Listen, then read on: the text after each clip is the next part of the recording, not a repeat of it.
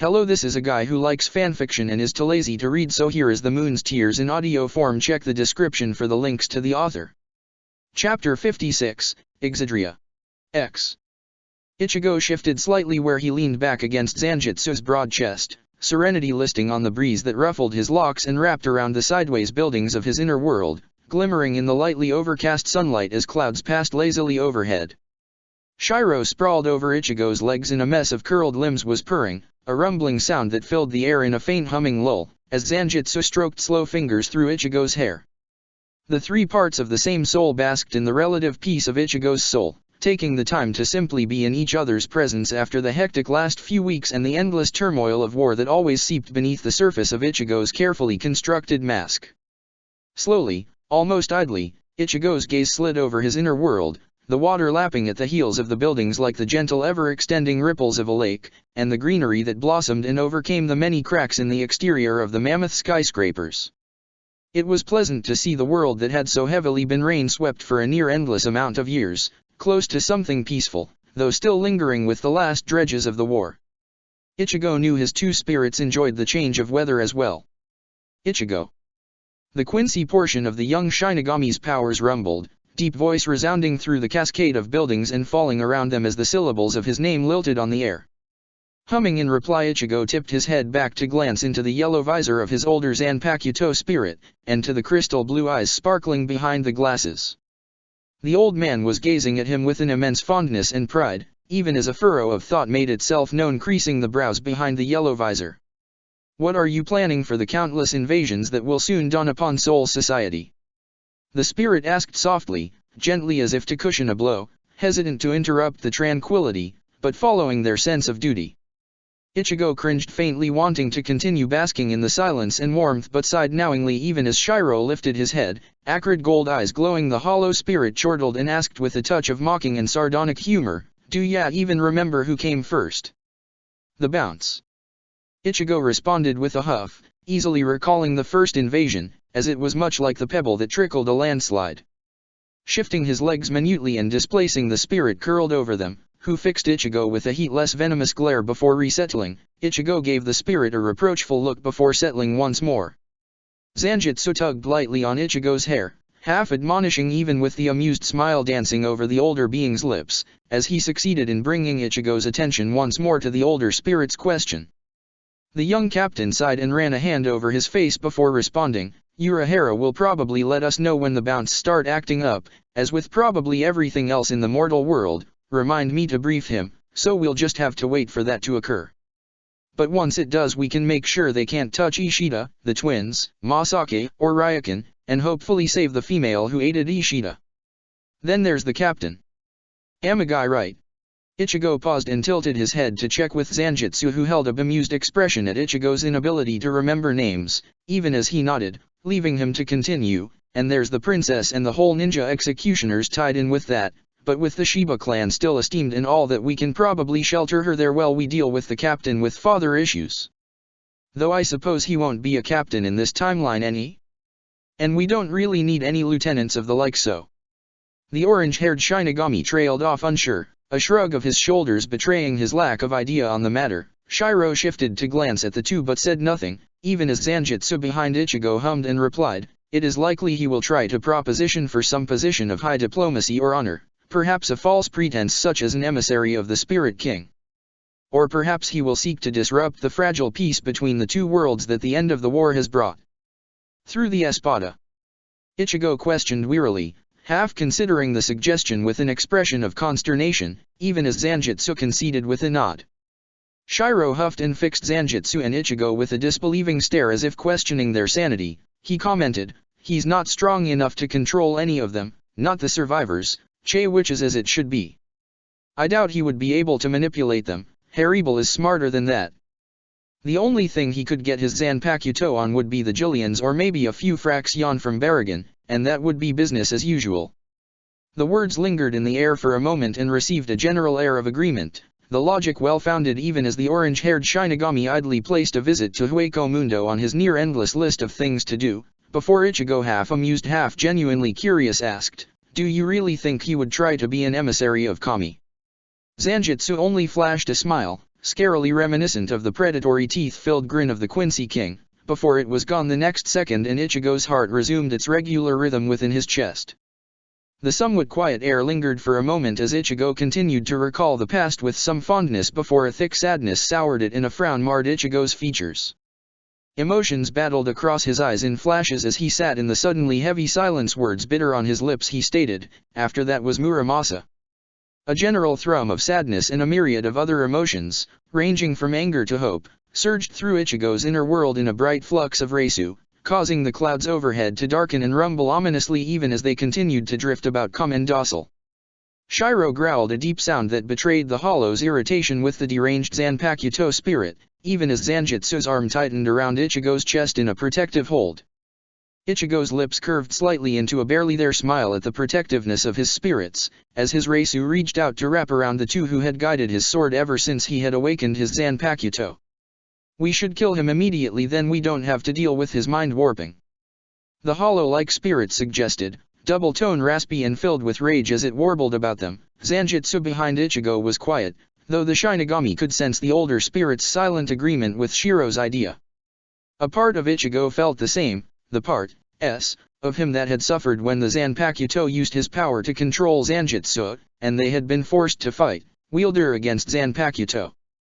Another part of Ichigo was reminded of the betrayal of the spirit's wielder, the sad death, Muramasa, who in the end had only been loyal to a fault, and incredibly lonely. It reminded Ichigo in a small way of himself, the aftermath of the final Getsuga Tensho and the loyalty he had felt for the Godai 13. Sensing their wielder's indecision, Asen lightly advised, though with fairly well-concealed bitterness, "You can try and save the Zanpakuto spirit, Ichigo. I know. It's just, what if he controls you guys?"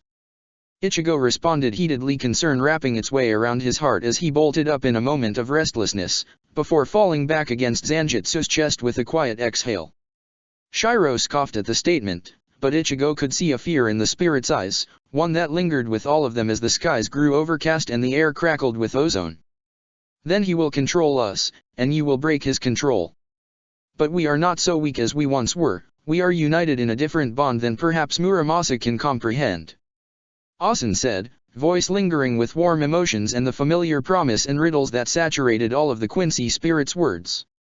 Shiro, head resting atop Ichigo's knee, chuckled, eyes alight with taunt and glee, and added, "Getting sappy, old man, but I agree, ain't nothing going to tear us apart that we can't fix." The statement brought a small smile to Ichigo's features, as Reisu swelled between the three, and for a moment the sense of rain vanished, the bond between them pulsing and vibrant. The rain returned in full force, pattering above their heads a half-minute later and cascading lightly against the glass as a light prelude to what could come with the force of a tsunami, as Ichigo's thoughts dipped once more. Both spirits turned concerned eyes to Ichigo, even already knowing their wielder's mind and the dark trail they had fallen to.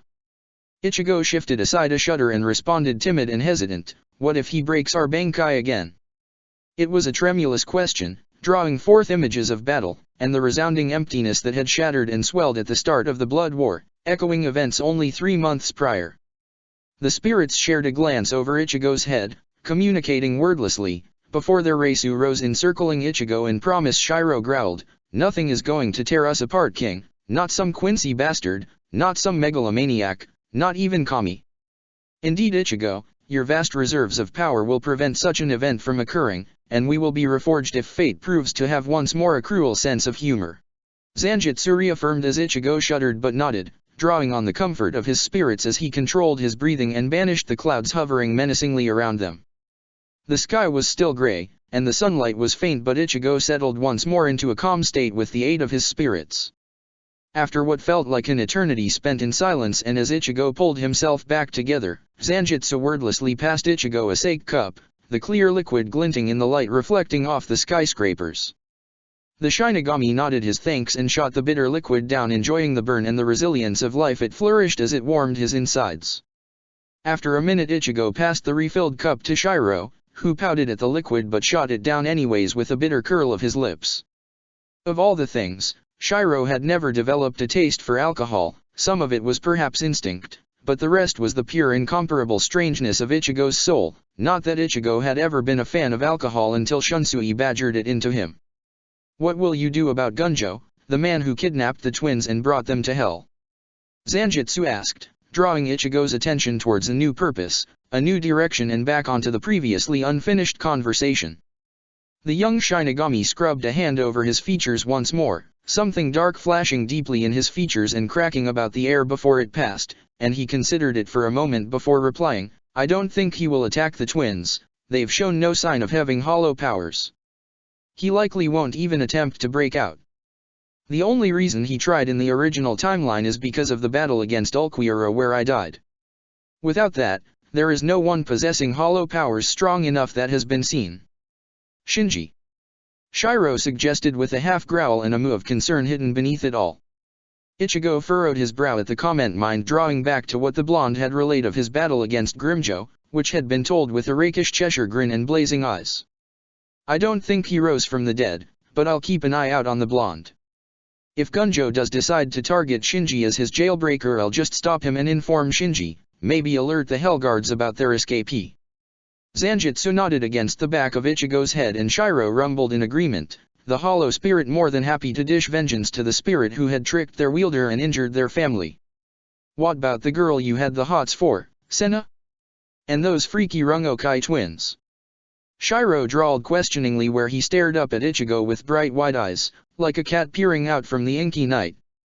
Ichigo suppressed a groan at the thought of all the invaders and challengers still yet in these cussed and silently prayed for a lull in between it all, even as he wondered how he had lived through the first winter war.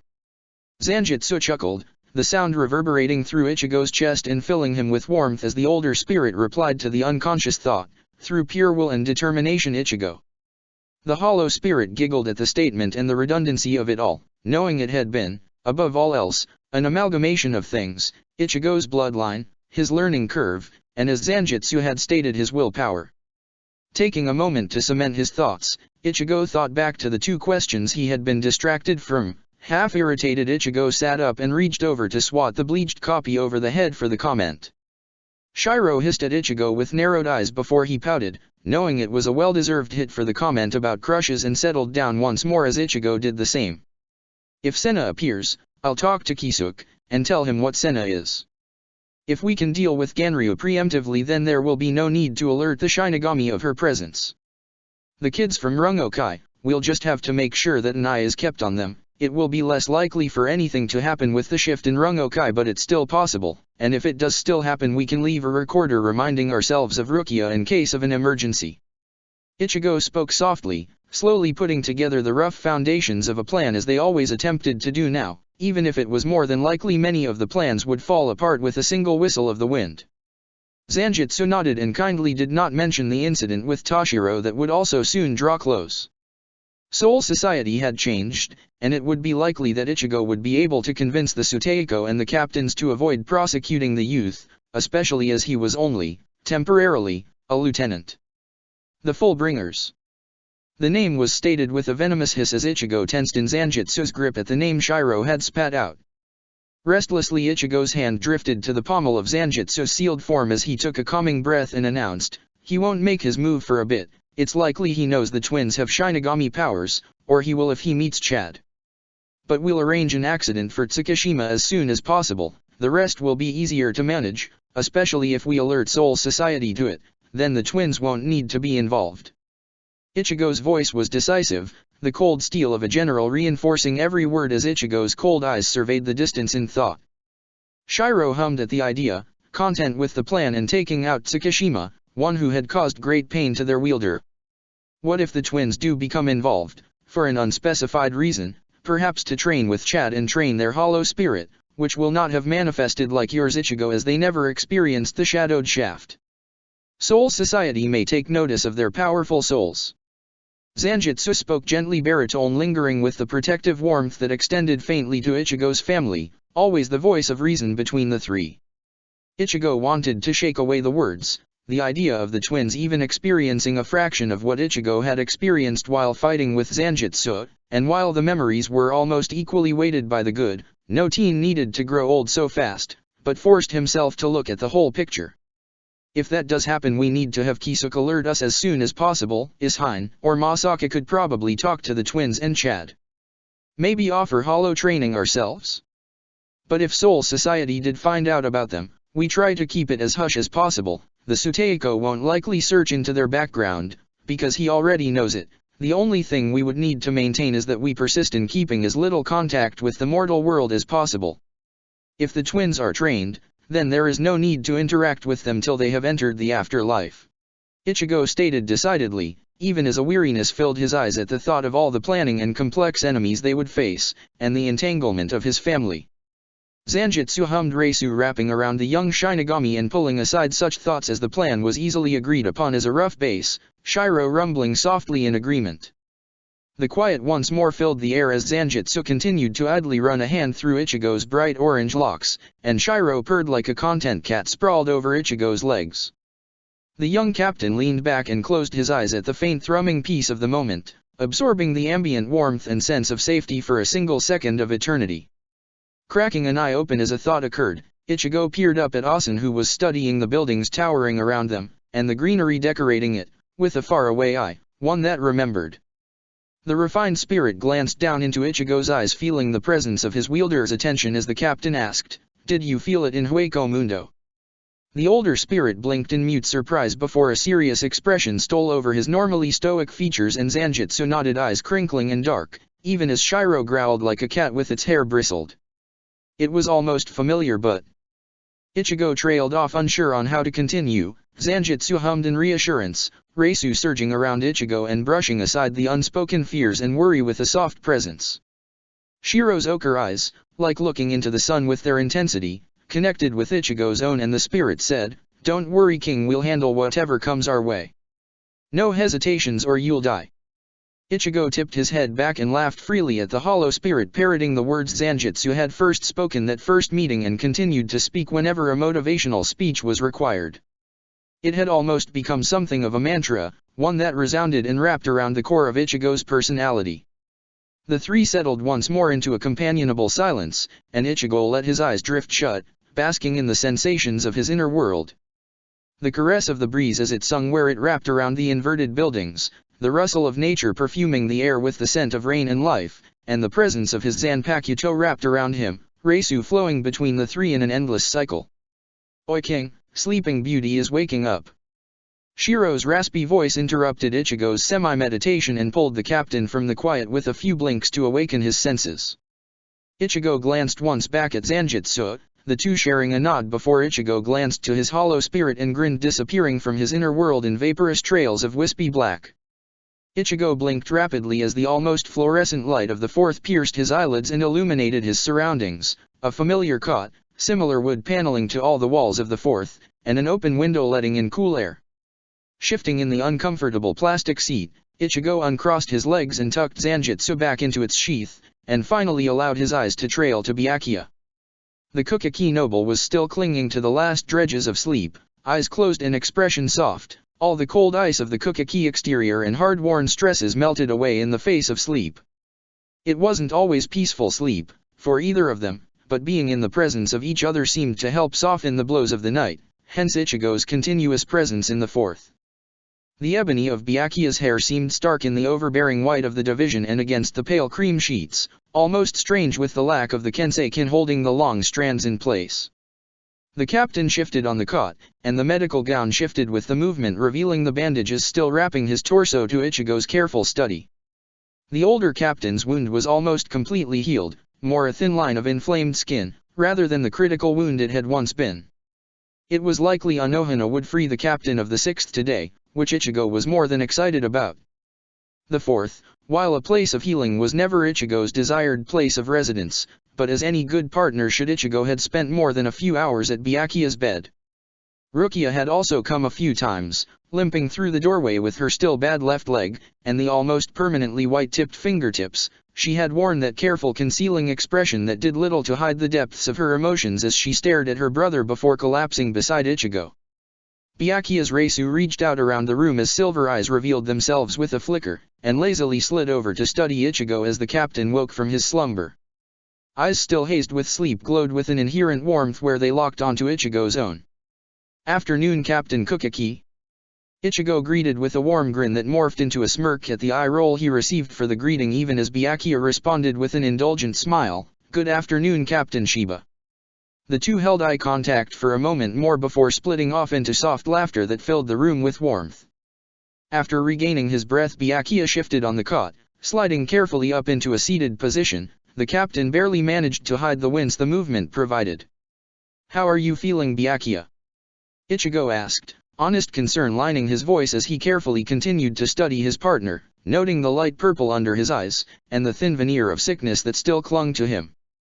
Byakuya closed his eyes in thought for a moment before he responded, "Less like I've been sliced in half, but still a fair bit tired. I think we're all a little exhausted." Ichigo replied honestly, sharing a small smile with his partner even as he responded with a wink, "Though you managed to skip out on most of the repair work, lucky bastard." Byakuya chuckled at the comment and grinned teasingly before settling once more against the bed. He questioned, "Was Rukia here earlier?" "Yeah, she was sobbing by your bedside again." The younger captain responded gaily with a knowing wink. Byakuya rolled his eyes at the answer, but some of the tension pressing into the Kukaki head dispersed at the news his younger sister was all right. The captain of the 6th, in between the mad flurry of time fighting and preparing for the final assault, had harbored a worry for one's sibling that would make Kaien proud. "She fought really well, huh?" Ichigo commented with a proud grin, recalling fondly the numerous days they had spent in the training sail with Kaien tossing the midget around. Byakuya cracked a smile across from the orange-haired Shinigami and replied, "Indeed, it is likely she will be promoted to lieutenant soon." The captain of the 10th nodded, mind absently drifting to his own lieutenant before recentering on Byakuya, who was staring at Ichigo with an amused expression.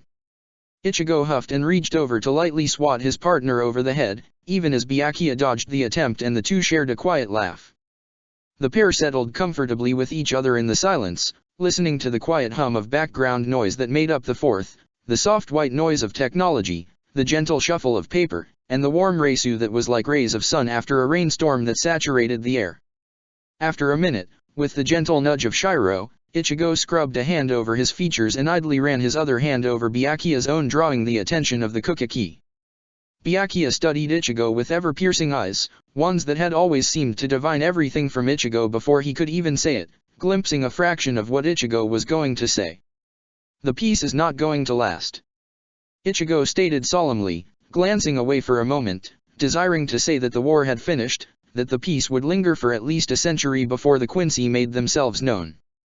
But he couldn't. Byakuya deserved to know when he had shared everything else with Ichigo and had supported his partner through all else, accepting his more time-bending reality with no protest. Byakuya frowned at the statement, the way it lingered stale on the air between them before the Kukaki furrowed a brow in curiosity and asked, "When?"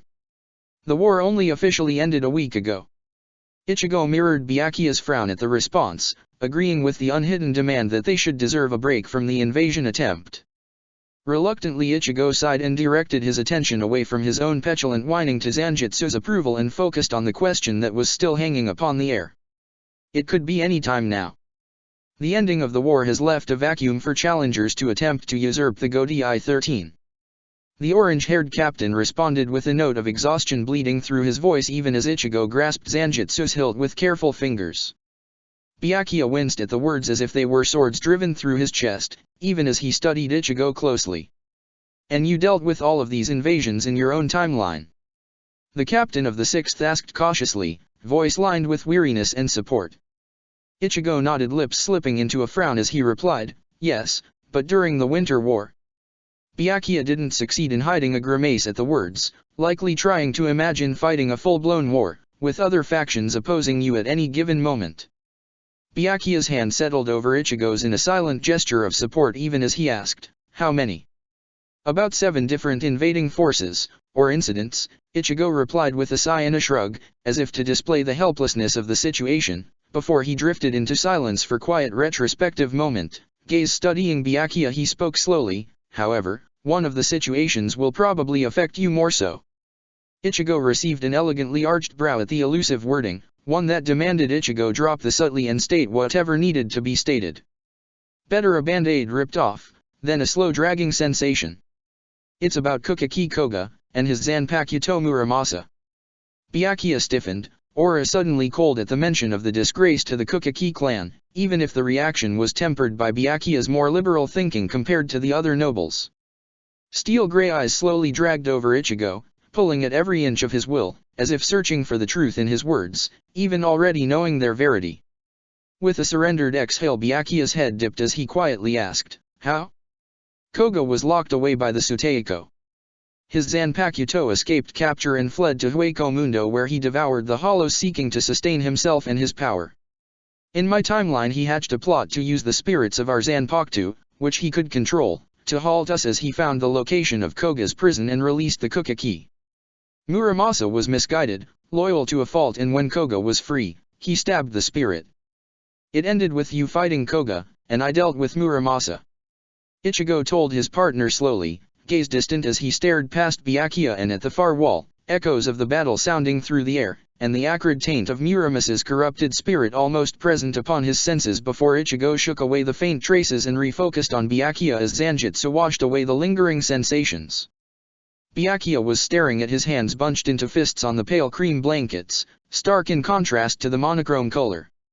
With a searching grip, Byakuya's hand closed around Senbonzakura, drawing strength from the blade, even as silver eyes bore into Ichigo from beneath a tangle of feathered bangs. "There's something you're not saying. You can tell me, Ichigo, I'm here for you. We support each other."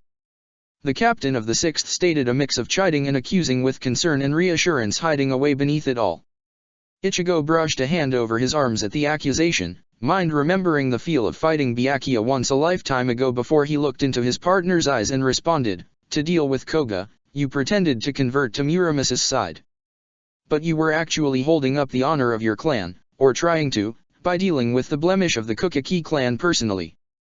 Byakuya's eyes widened as he took in the knowledge before a pointed glance was sent Ichigo's way, and the older captain responded, "I am far less strict when it comes to duty, Ichigo, as you say I don't have a pole up my ass."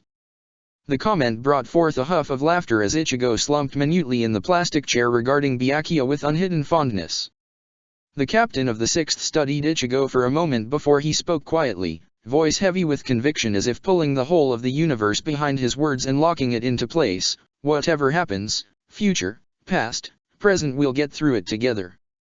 Ichigo kind of almost sobbed at the words, but instead valiantly smiled a watery smile and nodded, eyes burning with a sea of emotions that reflected and frothed in Byakuya's own eyes. "Guess we shouldn't tell Kyan our wedding vows, huh?" the younger captain suggested with a mischievous curl of his lips and light sparkling merrily in his eyes. Byakuya stared in blank surprise for a moment before he tipped his head back and laughed, the sound clear and bright ringing through the small room as Ichigo joined his partner. After a minute the laughter died down and the two were left sitting in a warm silence, words unspoken floating calmly on the air, unaddressed and unhurried. A knock on the door broke the peaceful reverie as it slid open to reveal the amused features of the captain of the 4th. Anohana studied the two younger captains with bemused eyes, ever sharp and catching, as she glided into the room, all elegant grace. The female captain bowed her head in greeting to the two, and as they repeated the gesture she announced, "Kukaki Teiko, I'm going to run a diagnostic scan, and if everything is in good condition you will be free to check out. However, I am cautioning extended rest and no overstrenuous activities." The captain finished with one of the perfect smiles that radiated something menacing and warning even as a pointed gaze was directed between the two younger captains. Byakuya nodded serenely, expression placid, even as underneath Ichigo could spot the terror any even remotely sane person felt upon words of caution from the female captain and the thought of disobeying them. Ignoring the faint blush decorating his cheeks, Ichigo idly watched as Anohana performed the scan. Hands hovering above Byakuya's torso sheathed in an earthy green glow that seemed to radiate and draw from the air around them. After a moment Anohana drew her hands away, a generally satisfied air about her as she stated, "You are almost completely healed, Kukaki Teiko. Please be cautious and don't strain yourself too heavily or you may pull the still healing muscles of your stomach and cause the wound to open internally." Byakuya winced slightly at the grim delivery but nodded his acquiescence carefully. Anohana smiled, the pleased sort of smile one saw on the face of a predator who had captured its prey, but a smile nonetheless. With barely a breath in between, the captain of the 4th turned to face Ichigo and asked, in a thinly veiled demand, "Ichigo, can you come speak with me in the hallway?" Ichigo wanted to flee at the suggestion, duck out the windows at that moment and run, escape from two intelligent, two piercing eyes. Instead, Ichigo slumped in his seat for a moment before nodding weakly. Running was an effort in futility he wasn't prepared to engage in. The young captain had known the intervention, if that was what it could be considered, was coming, he had only delayed it by hiding away from Anohana. Casting a reassuring look at Byakuya, who was watching a strange blend of amusement and worry, Ichigo slipped from the chair and followed Anohana into the hallway, the rustle of Shinigami distant in the closed space. The captain studied Ichigo openly, none of the serene too peaceful expression masking her features, just a simple expression as she studied Ichigo.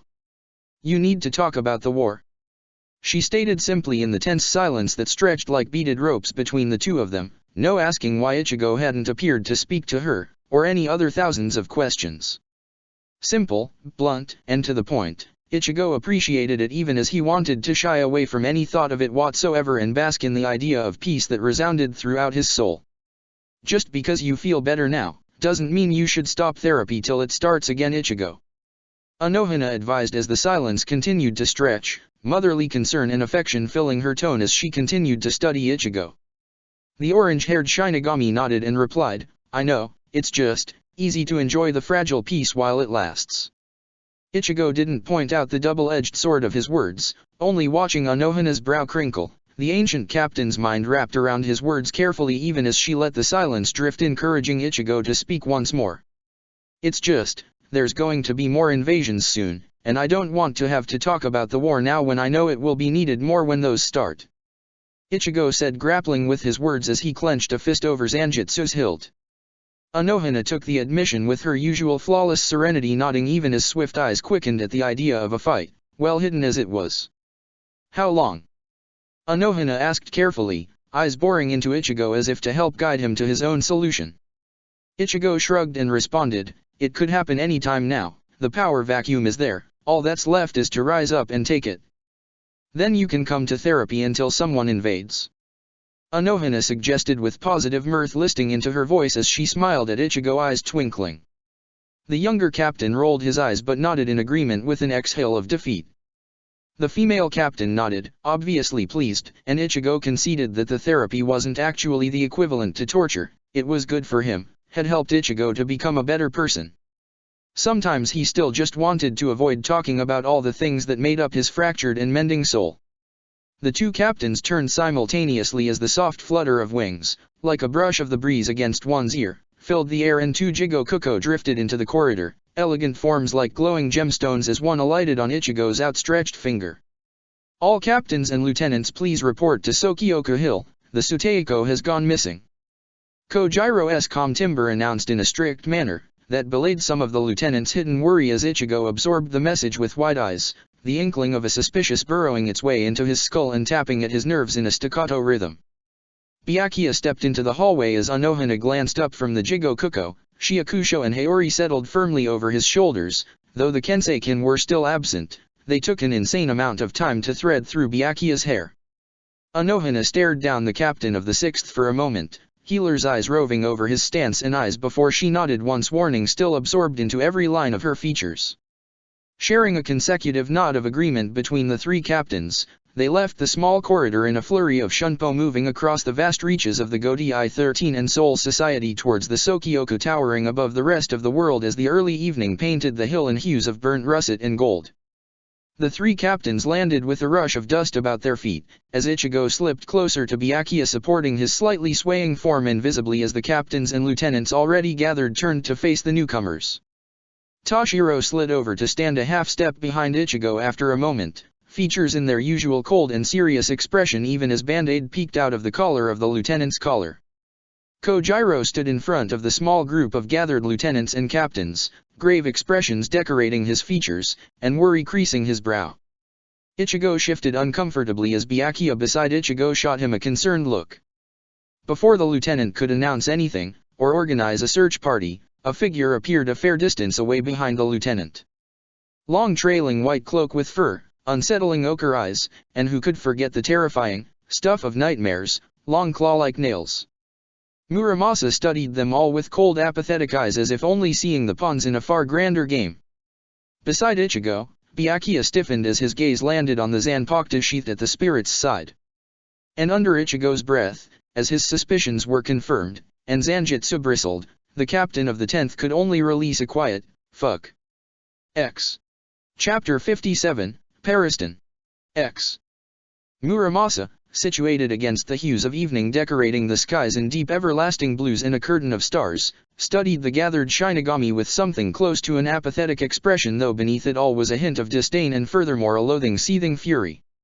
Ichigo was almost hyper-aware of the captains and lieutenants nearby, Rukia, Shinji, Anohana, but thankfully not the Suteiko or the two leaders of the 12th Division, as the spirit's piercing gaze passed over the gathered Shinigami.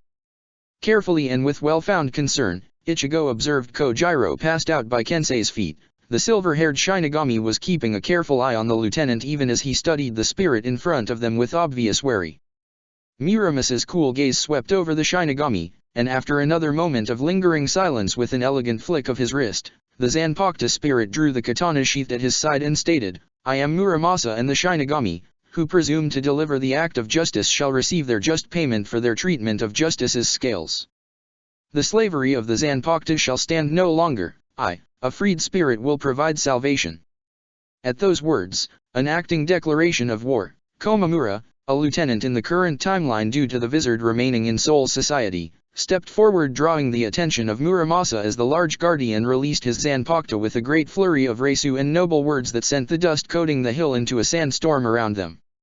The broad gigantic form, like a shadowy flame-lit warrior of Hell's beckoning, came to life, appearing with a great heave of Reisu. Across from the gathered Shinigami Muramasa smiled, katana glinting in promise as the thick Reisu saturated with an accident hollow. Feeling spread in a creeping barrage along the grounds and out among the whole of Soul Society near intangible, a rallying call, or rather command of superimposed freedom. Ichigo reflexively cringed, already understanding what would happen as the Reisu reached the Shinigami. The gathered lieutenants and captains would soon be shocked beyond belief, both at the appearance of their own Zanpakuto, and that of others as chaos once more spread through the streets of Soul Society. Summoning a Jigokuko as the large Zanpakuto spirit towering beside Sokioku Hill took an unsteady step, Ichigo commanded the graceful creature to deliver two messages, one to Yuriuki informing her of the new situation and a suggested course of action, and another to the 12th, informing Aizen, and Kisuke, who still hadn't returned to Karakura town as he aided in the war recovery efforts, of the need to track the Zanpakuto spirits, and to keep an eye on the mortal world. As an afterthought he informed the messenger to tell Aizen to stay away from Muramasa. Kyoka Suijutsu didn't need to be released onto Soul Society, before the creature fluttered away.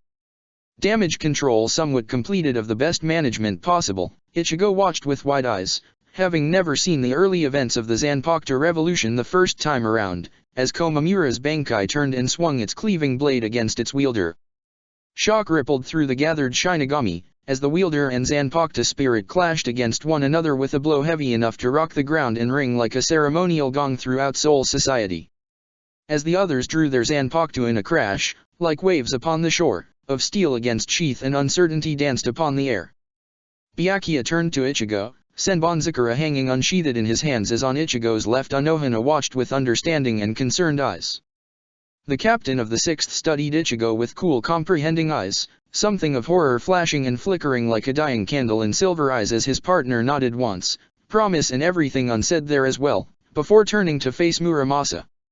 Zanjutsu slipped comfortably into Ichigo's hand, his spirits a quiet but steady presence in the back of his mind, as Shinji a short distance away, hanging back as the others began to prepare for battle, turned sharp piercing eyes in Ichigo's direction. The youngest of the Vizard wished he could assure his longtime friend that the enemy was nothing of great concern to any of the gathered captains and lieutenants, that the enemy would be trounced within a day and nothing more would trouble the minds and souls of the Shinigami. But to the Vizard, whose Zanpakuto reflected the hollow nature of their spirits, the materialization of those spirits, fighting those who represented both your darkness and your power, it would not be close to simple. It would be complicated for any of the Shinigami. To fight against one's own soul was something close to bathing in stained glass. The knowledge was softened minutely by the recent peace treaty between Hueco Mundo and Soul Society, and the previous reception of the Vizard.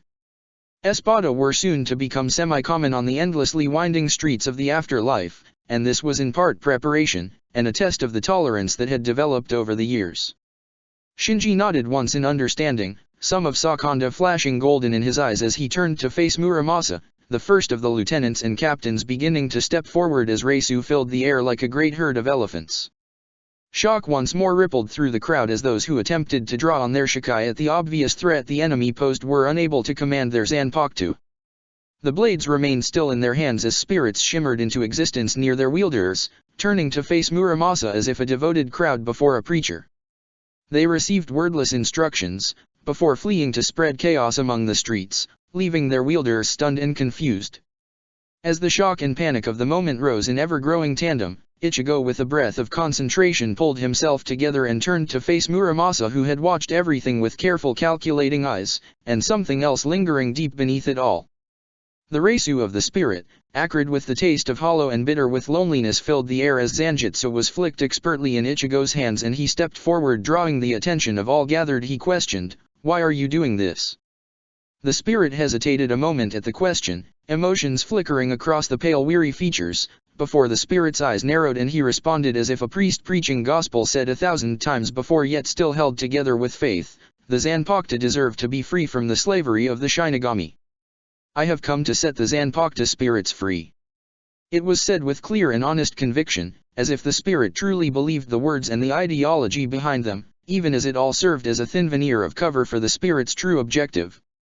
Ichigo had to wonder if Muramasa did indeed believe in the slavery of the Zanpakuto, considering his own relationship with Koga, though he doubted it with the absolute worship.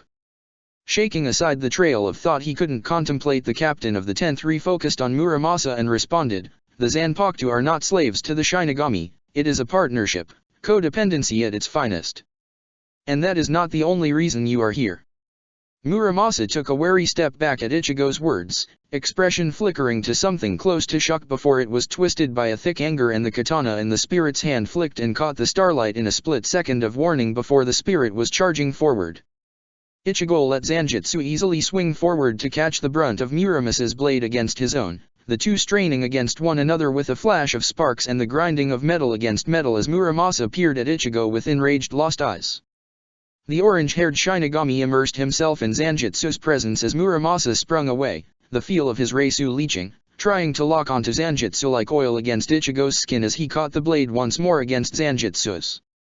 The gathered Shinigami watched in shock as the force of the clash swirled throughout the air, slashing in a wide arc followed by a shakuho that provided him with a pretense of a breath. The young captain spared a moment of thought to command the Shinigami, standing like gaping civilians before Muramasa was on him once more, a flurry of blades striking into the night in rapid succession. The captain of the 10th met each strike smoothly, sliding under an overhead strike before whipping around, letting Zanjutsu swing towards Muramasa's unprotected side. The Zanpakuto spirit turned fluidly and caught the blade, Reisu rising in a thick lilac mist around his feet as the spirit reached towards Zanjutsu with increasing intensity. Growling at the attempt, Ichigo thrust his Zanpakuto in front of him, knowing it would be a risky move, but one that would likely be inevitable if the spirit succeeded in taking control of his Zanpakuto. Their Shikai was something powerful, but Ichigo would be able to tame its true power for the masses with the aid of Zanjutsu, and hopefully demonstrate the true feel of the bond between wielder and Zanpakuto to Muramasa. Some part of him was still concerned that the Quincy, ever watching and lingering in the shadows, would take advantage of the glimpse of his true Shikai. But the fears were banished with ease by Zanjutsu and the knowledge that Ichigo still held more than a few aces up the sleeves of his Shiakusho. Reisu gathered and flickering around Ichigo in huge ebony arcs, writhing as if alive as it gathered around his blades and pulled at his form, wreathing Ichigo in a mantle of living death and earth-shaking power. Vaguely in the back of his mind, Ichigo heard a wolf whistle from Shinji, which brought a bloodthirsty grin to Ichigo's lips as he called out, "Tear the skies asunder, Zanjutsu." It was always fun to destroy Sokioku Hill, Ichigo thought a touch sadistically as the ground beneath his feet evaporated, rocks rising in the air as his Reisu filled the atmosphere like thick ozone, and a roiling tunnel of black Reisu sprung up around him before dissipating and leaving the dual forms of Zanjutsu in his hands. The shock was tangible in the air as all souls and spirits gathered stared at the dual blades in his hands, and the captain of the 10th sensed an opportune moment to guide the captains and lieutenants in the short space of breath his dramatic reveal had left. Ichigo flared his Reisu, drawing the attention of everyone. He stood still, eyes piercing spine straight, and commanded, "Lieutenants, captains, seek out your Zanpakuto and apprehend or defeat them before they can cause chaos among the streets of the Godai 13 and heed any news of the Suteiko or command from a Jigokuko." The words lingered tense on the air for a moment, as the various vestiges of authority internally debated following Ichigo's orders, someone who had proven countless times to have a sound mind in the heat of battle and an excellence for strategy, to follow and hopefully regain their Zanpakuto, or to try and defeat the instigator of the newfound instability in Seoul society, and halt the calamity at its source. After another second where Muramasa studied Ichigo with cool calculating eyes, the captains departed from Sokioku Hill in a flash of shunpo and a cascade of dust. Ichigo had forgotten how much dust Sokioku Hill held. Byakuya studied Ichigo for a moment, Senbonzakura drifting a few steps away studying his wielder, and Ichigo with a dispassionate air from behind the mask that held large cracks running through the ornate design, as cherry blossom blades began to decorate the air in increasingly frenzied murals. After a moment his partner stepped closer and whispered, "Quite a way to reveal your dual blade. Do try and be careful, Ichigo, also please try not to get hurt as much as you usually manage." Ichigo grinned, tinged with the seriousness of the moment, and nodded, responding earnestly, "Of course, that goes for you as well, Byakuya. Don't worry about Rukia, I'll check on her and let's hope my luck hasn't rubbed off on you." The captain of the 6th blanched at the ending phrase and rolled his eyes even as he turned from Ichigo to face Senbonzakura, the lack of Kenseikin dividing the Kukaki head's hair stark in the starlight. Then with a hum of shunpo like the buzz of cicada in the night the two were gone, the last wisps of Byakuya's presence clinging to Ichigo's senses as he turned to face the spirit silhouetted against the darkening night. Muramasa waited no longer to resume their battle and charged forward, expression twisted into confusion and an apathetic irritation as his Reisu continued to try and wrap around Zanjitsu, unable to grasp a hold on the ever-shifting form of Ichigo's soul. Zanjitsu's dual blades swept up to form an X as they caught Muramasa's Zanpakuto, easily shouldering the weight as Ichigo's Reisu pulsed and glowed, imbued and strengthened by the tangible bond between Ichigo and Zanjitsu, two glowing lines of obsidian Reisu tracing his arms and warding off Muramasa's malignant attempts. The spirit's eyes went impossibly wide where he continued to struggle against Zanjitsu, feeling the harmony that resonated between Ichigo and Zanjitsu. The spirit's brow furrowed in confusion even as panic and denial began to overtake and twist the spirit's features once more. In a flurry of motion, Muramasa slashed overhead and followed with a swing to the side as Ichigo caught the overhead strike and twisted out of the way of the strike to the side. Muramasa spun and let his katana move in ever-increasing measures. Two beams of starlight were their speed and force. Sensing the spirit's desperate attempts, Ryutsu picking and prodding at Zanjitsu, attempting to defeat one who stood a stark antithesis of everything Muramasa preached and sought, Ichigo let his Reisu surge and released a wordless Getsuga Jujisho. The attack surged from Ichigo's interlocked blades point blank with all the fury of a howling tempest, as Muramasa struggled against the vast wave of ebony Ryutsu that scored deep crevices into the earth of Sokioku Hill and sent the spirit skidding far away as the attack dispersed. What is this? Muramasa questioned miserably where he weakly stumbled to his feet, swaying for a moment before regaining his balance. The spirit studied Ichigo with wide disbelieving eyes studded with despair and some form of betrayal, however unacknowledged. Ichigo stepped forward, Zanjitsu materializing on either side of Ichigo without the young Shinigami's asking. The two spirits were stark and grim figures against the night, radiating in the light of the moon above as Muramasa took in their appearances with hungry eyes and a note of loss. "We serve to protect Ichigo, we are not encumbered by such service, nor aggrieved by it. Just as we protect Ichigo, so too does his living serve us." Zanjitsu Asen stated calmly and logically, deep baritone sensibly filling the air, as Muramasa's light brown, almost carmine, eyes swung forward to fall on the older spirit, before swaying to Shiro, who nodded with bared teeth, eyes promising bloodlust and chaos as the hollow spirit commented with a raspy chuckle in his dual-tone voice, "King here ain't controlling us, if he couldn't fight we'd kick his ass head over heels." Muramasa stared at the two spirits and Ichigo stepped forward, drawing the spirit's attention. The young captain's voice felt heavy in his chest as he carefully thought over his words, memories surging beneath his gaze, of the final battle against the spirit, of Koga and the betrayal, empathy traitorously whispering about his thoughts. Ichigo wished the attack had not happened so soon after the war, that there had been more time to prepare, to plan, to attempt to save Muramasa, but at the moment he had only his words, and the charisma others praised in him. "Muramasa, your wielder, Kukaki Koga, did not treat you with the respect and reverence all Shinigami should treat their Zanpakuto with. By the time he was sealed away he had gone mad, no semblance even of the great Shinigami you knew. Please give up this conquest, you need not take control of the spirits of the Shinigami, they serve their wielders willing, many hold deep bonds with them. What happened to Koga and you should never have happened, but please if you continue with this path it will not turn out like you hope.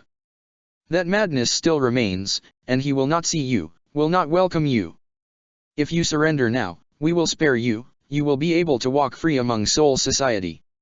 I once knew the loss of my Zanpakuto, it is a soul-deep tearing pain that I would not wish on anyone, but please Muramasa, this path can only lead to one end. Ichigo promised, voice passionate, where he stared endlessly into the eyes of Muramasa, never breaking eye contact, or giving the spirit the chance to look away. The spirit stared with wide eyes, the cracks in his thoughts and beliefs almost tangible and real in the windows of his eyes as the silence continued to linger tense and heavy among the souls gathered on Sokioku Hill. The spirit seemed to be questioning everything, promise opening up before them in the flourish of the being's sanity as if taking refuge in Ichigo's like experience, and for a stuttering moment Ichigo prayed it would all resolve itself there.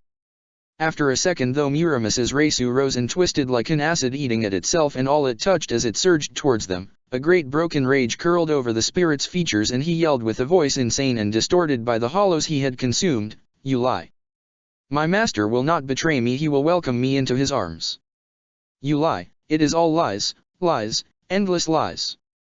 The spirit's Reisu continued to surge, enclosing both Ichigo and Zanjitsu in thick purple smoke on all sides in an endless box as Ichigo felt it tugging, pulling, and snapping at Reisu as they valiantly resisted the increasing effect of the spirit's power as it wrapped around them. Shiro on Ichigo's left growled as they felt the Reisu wrap around them like a snake, choking the life out of its victim even as Muramasa swayed, every aspect of his being a twisted emergence of broken desolation and pure fury. With a crackle and a final gargantuan wave of power, Muramasa studied Ichigo with a smile so far from anything it was supposed it be but macabre, and eyes dancing with the madness of one whose quest had finally conquered them. With a sound like paper ripping itself apart, the spirit fell back into a gargantat and the night skies sewed themselves shut once more with a snap and the mists dispersed, leaving the night air lingering unstable and disquiet. Intuition tickled the hair on the back of Ichigo's neck as he whipped around, catching the short blade of Zanjitsu Asen, on the blades in his hands. Asen's features were carefully blank, expression twisted slightly from its normal stoicism to something more resembling displeasure, as his great strength and cool Reisu, like the ever-patient glaciers, slammed against him. Ichigo cursed as he ducked, instincts screaming, as a blade sung overhead to collide with the Quincy spirits in a flash of sparks above Ichigo's head. Shiro, with wild eyes, far gone from the bare sense of sanity they usually held, stared at Ichigo as if something to defeat. Cursing his luck and pleading for it to end quickly in the back of his mind, Ichigo sprung back with a burst of shunpo and brought the two blades of his soul in his hands up in a quick movement as two mirror blades crashed against the X formation with varying forms of strength as Ichigo slid into a deeper stance and mentally attempted to prepare himself. Look at King, still so weak. Wouldn't survive without us, can't do anything cause of all the grief. Oh, woe is me. Shiro rasped cruelly, eyes alight with something far gone and sadistically pleased. Ichigo ignored the words knowing them to be false, or at least that was what he repeated to himself, along with the lyrics to some pop song Yuzu had always loved. Scowling, Ichigo charged his Reisu, letting it build inside him, welling like an untamable tempest, as he pulled on the threads of their bond clogged with Muramasa's Reisu and released a wordless Getsuga Jujisho. He followed with another flurry or rapid attacks, accompanied occasionally by a Zero, as his Zanpakuto spirits dodged out of the way of the first but weren't quick enough to avoid the battery of attacks that followed, ebony Reisu decorating the night sky and towering walls. Ichigo was forced to step into a rapid movement of shunpo as two separate Getsuga Tenshos slammed towards Ichigo from beneath the cover of the dust, listing upon the air like snowfall. Power rippled upon the air, as the blue of Asen's more Quincy-aligned powers lit up the night, contrasting Shiro's own dark crimson. Ichigo let the two attacks collide in a supernova of Reisu even as he charged forward in between the two, ignoring the catch of Reisu burning his Shiakusho and searing his skin. The young captain caught Asen's overhead strike, twisting around to avoid the blow aiming for his neck from Shiro. He twisted out of the way of Asen's overhead strike that sung through the air and crouched in between the two opponents. Reversing the smaller blade in his hands, Ichigo drove the trench knife towards Shiro's chest, even as with his other hand still holding the longer blade against Asen's renewed overhead strike, Ichigo channeled his Reisu and pointed a Byakurai at his spirit. Shiro dodged the attack and whirled away, Zero charging over the horned mask forming over the hollow spirit's features even as Ichigo rolled to his knees, and Asen used a muted version of Hirin Kyaku to step away from the Byakurai and commented harshly, words almost echoing those spoken long ago, "You are weak, Ichigo, we have fought with you all this time and you have still not been able to defeat the darkness of your past. You continue to hesitate, throwing aside all our teachings. You will fail because of your weakness, the Quincy King will rise again, and Soul Society will surrender to ruin." Ichigo ignored the painful thud of his heart in his chest beating a screeching staccato, his eyes burning, and breath leaving his chest in soft pants. He attempted to ignore the hurtful words designed to hurt, as he kept a mantra running through his mind, that it wasn't real, that it wasn't true. Even so, memories broke free of the first time Muramasa had invaded and Zanjitsu Asen had become a ghostly cold figure, and the clash of fighting his own soul, the feel of seeing Jaha and recognizing his Zanpakuto in the magnificent yet maleficent king, or Shiro, and their endless games of tug-of-war before they had found an agreement of the soul, the endless seething bitterness and fear. It all wound itself beneath Ichigo's skin, working through his veins as Ichigo narrowed his focus only to the battle, drawing on the old persona of war, the one of a soldier who needed to cut all strings of emotion to still fight in the moment, even as at the same time he broadcasted the love, the bond that threaded his soul together and made every inch of him. "You're wrong, Zanjitsu, both of you. I am strong enough to stop Sosuke from becoming the megalomaniac everyone thought he was destined to be. I stopped the Winter War from being the catastrophe it could have been and created a treaty that will ensure peace between the two realms. I saved Masake, and Soken, and Kane. I am not weak, and I will not fail. He will not bring ruin to Soul Society as long as I hold a wisp of power in my hands and you will stand beside me." Ichigo shot back, eyes blazing as his fist clenched white-knuckled about the sheaths of Zanjitsu and his Reisu flared. Both of Ichigo's spirits faltered a half-step at his words, spoken deadly clear and filled with a conviction and lack of hesitation that rang throughout the air with all the weight of a final blow. The peace lasted only a moment before their expressions carefully shuttered blank and Asen charged, blue Reisu pulsing around his blade, as the hum of Sonido filled the air. In the half-second as Ichigo pulled both blades up, the orange-haired Shinigami knew the fight would end soon, it had to. He had sown the seeds to stop Muramasa's influence, and the Reisu holding it was likely being broken apart as they fought, unable to stop a soul of Ichigo's rather unique heritage for long. Ichigo ducked as Shiro swung overhead. Pivoting on his heels, he popped up and smashed the hilt of the smaller blade into Shiro's chin and lashed out with a kick before swerving around to face the smaller blade swerving towards his neck. Ichigo caught it with a grind of steel and a huff of exertion as he let a Zero spill from his outstretched hand. The red beam slammed into Asen's chest, sending the taller spirit careening away even as Ichigo turned quickly to catch Shiro's larger blade. The two exchanged a rapid flurry of blows, a dance so well known that they moved easily back and forth as Ichigo slipped Kido into the mixture and was forced to duck as Asen returned, Reisu bright and roiling where it clashed with Ichigo's own. Carefully the captain of the 10th ducked under Shiro's blade and swerved to dodge Asen's swipe, and followed by slashing against Shiro's chest, with the shorter blade, as the longer blade was sent sailing towards Asen, connected only by a tinkling chain that wrapped around Ichigo's hand and echoed into the night.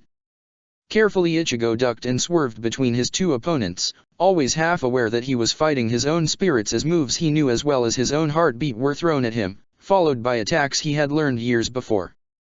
It was a dance of the same soul, and it showed in the constant back and forth motion between the three of them as Muramasa's control over his spirits continued to fade.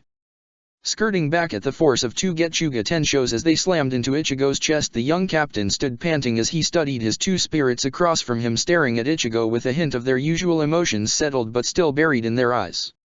Ichigo knew the battle needed to end now so that he could manage the other spirits rushing about Soul Society, aid Byakuya who was still not fully healed, and track down Muramasa before he fell too far from sanity, not to mention end it for the sake of his own sanity. Channeling his Reisu along his arms, Ichigo drew on all the memories he shared with his Zanpakuto, his conviction, the promises laced into his soul, the battles they had won and lost together. He channeled it all into the two blades, an extension of himself, and before they could move released the attack with a cry of, "Getsuga Jujisho." The attack slammed into the two spirits, raging with hints of crimson and deep blue in the dark curtain of a moonless night that engulfed Sokioka Hill. Beyond weary, Ichigo waited, senses stretching and straining to feel his Zanpakuto even as he sunk wearily to his knees, blades still gripped tight in his hands as his senses remained on constant alert. As the dust and Reisu cleared, it revealed Shiro and Asen still standing against the skies, pillars of Ichigo's strength and will. However, Ichigo could feel them return to him, their Reisu surging forward to meet Ichigo's in apology and reassurance as Shiro stalked forward, Zanjutsu gliding slowly behind the hollow-like spirit. Ichigo smiled an exhausted but happy smile as he carefully sealed Zanjutsu in his hands and let his Reisu seep beneath his skin once more as Shiro crouched before him at the same moment. The Shinigami and hollow portion of his powers studied Ichigo with careful ochre eyes before gently grabbing Ichigo's face, movements almost unnaturally tender as gleaming gold eyes stared into Ichigo's own, and the spirit rested his forehead against Ichigo's own for a quiet moment, sharing their breaths and whispering a litany of apologies. After a moment, Shiro pulled back and Asen resting a hand on Ichigo's cheek, blue eyes studying the younger's own, he stated, "Our apologies, Ichigo, we should have been able to resist Muramasa, and apologies also for what was said during our battle. It's fine Zanjutsu, I know you both didn't mean it, and maybe if we had had more time, things with Muramasa would have gone better. But what's happened has happened. For now, we need to focus on Soul Society and Muramasa." Ichigo responded, a note of exhaustion creeping into his voice, subdued by authority even as he shouldered his way to his feet and rolled his shoulders, ignoring the faint wounds covering his body. Ichigo pulled on his vast reserves of Ryutsu, drawing them together in preparation, even he has mumbled about Anohana and the fourth. Shiro stared at Ichigo for a moment, studying their wielder before the hollow spirit commented, "We're not leaving you alone tonight." But Ichigo made to protest before pausing. He wanted to argue about what the Shinigami would think of his spirits, one a replica of Ichigo but bleach white, and the other a young version of the Quincy King, though few would know it, but he already knew it was a worthless argument. The Shinigami of Soul Society would be seeing far stranger things, and a hollow Zanpakuto would not be uncommon. Beyond that was the unspoken request, plea, and demand hidden beneath it all. His spirits felt like they needed to protect Ichigo, to make up in some ways for the battle. Ichigo couldn't aggrieve them for it, so he stared first into Shiro's eyes, seeing the open honesty, before letting his gaze swing to Asen, who nodded, the same conviction glowing behind yellow visors. "Come on then, we have a lot of work to do tonight," Ichigo said with a sigh and a shake of his head as he turned to face Soul Society, surveying the sprawling white streets and the Ryutsu that spilled heavily upon the air as battles raged. The young captain ignored the damage to Sokioku Hill and with a breath of courage launched into a quick Shunpo X. Senses extending and spreading beneath his feet as Ichigo moved through a rapid Shunpo over the tiled roofs of Soul Society with careful grace. Having long ago perfected the art of speeding over the terracotta tiles, Ichigo carefully observing the various battles that filled the air with a rainbow of Reisu and the sounds of various weapons clashing.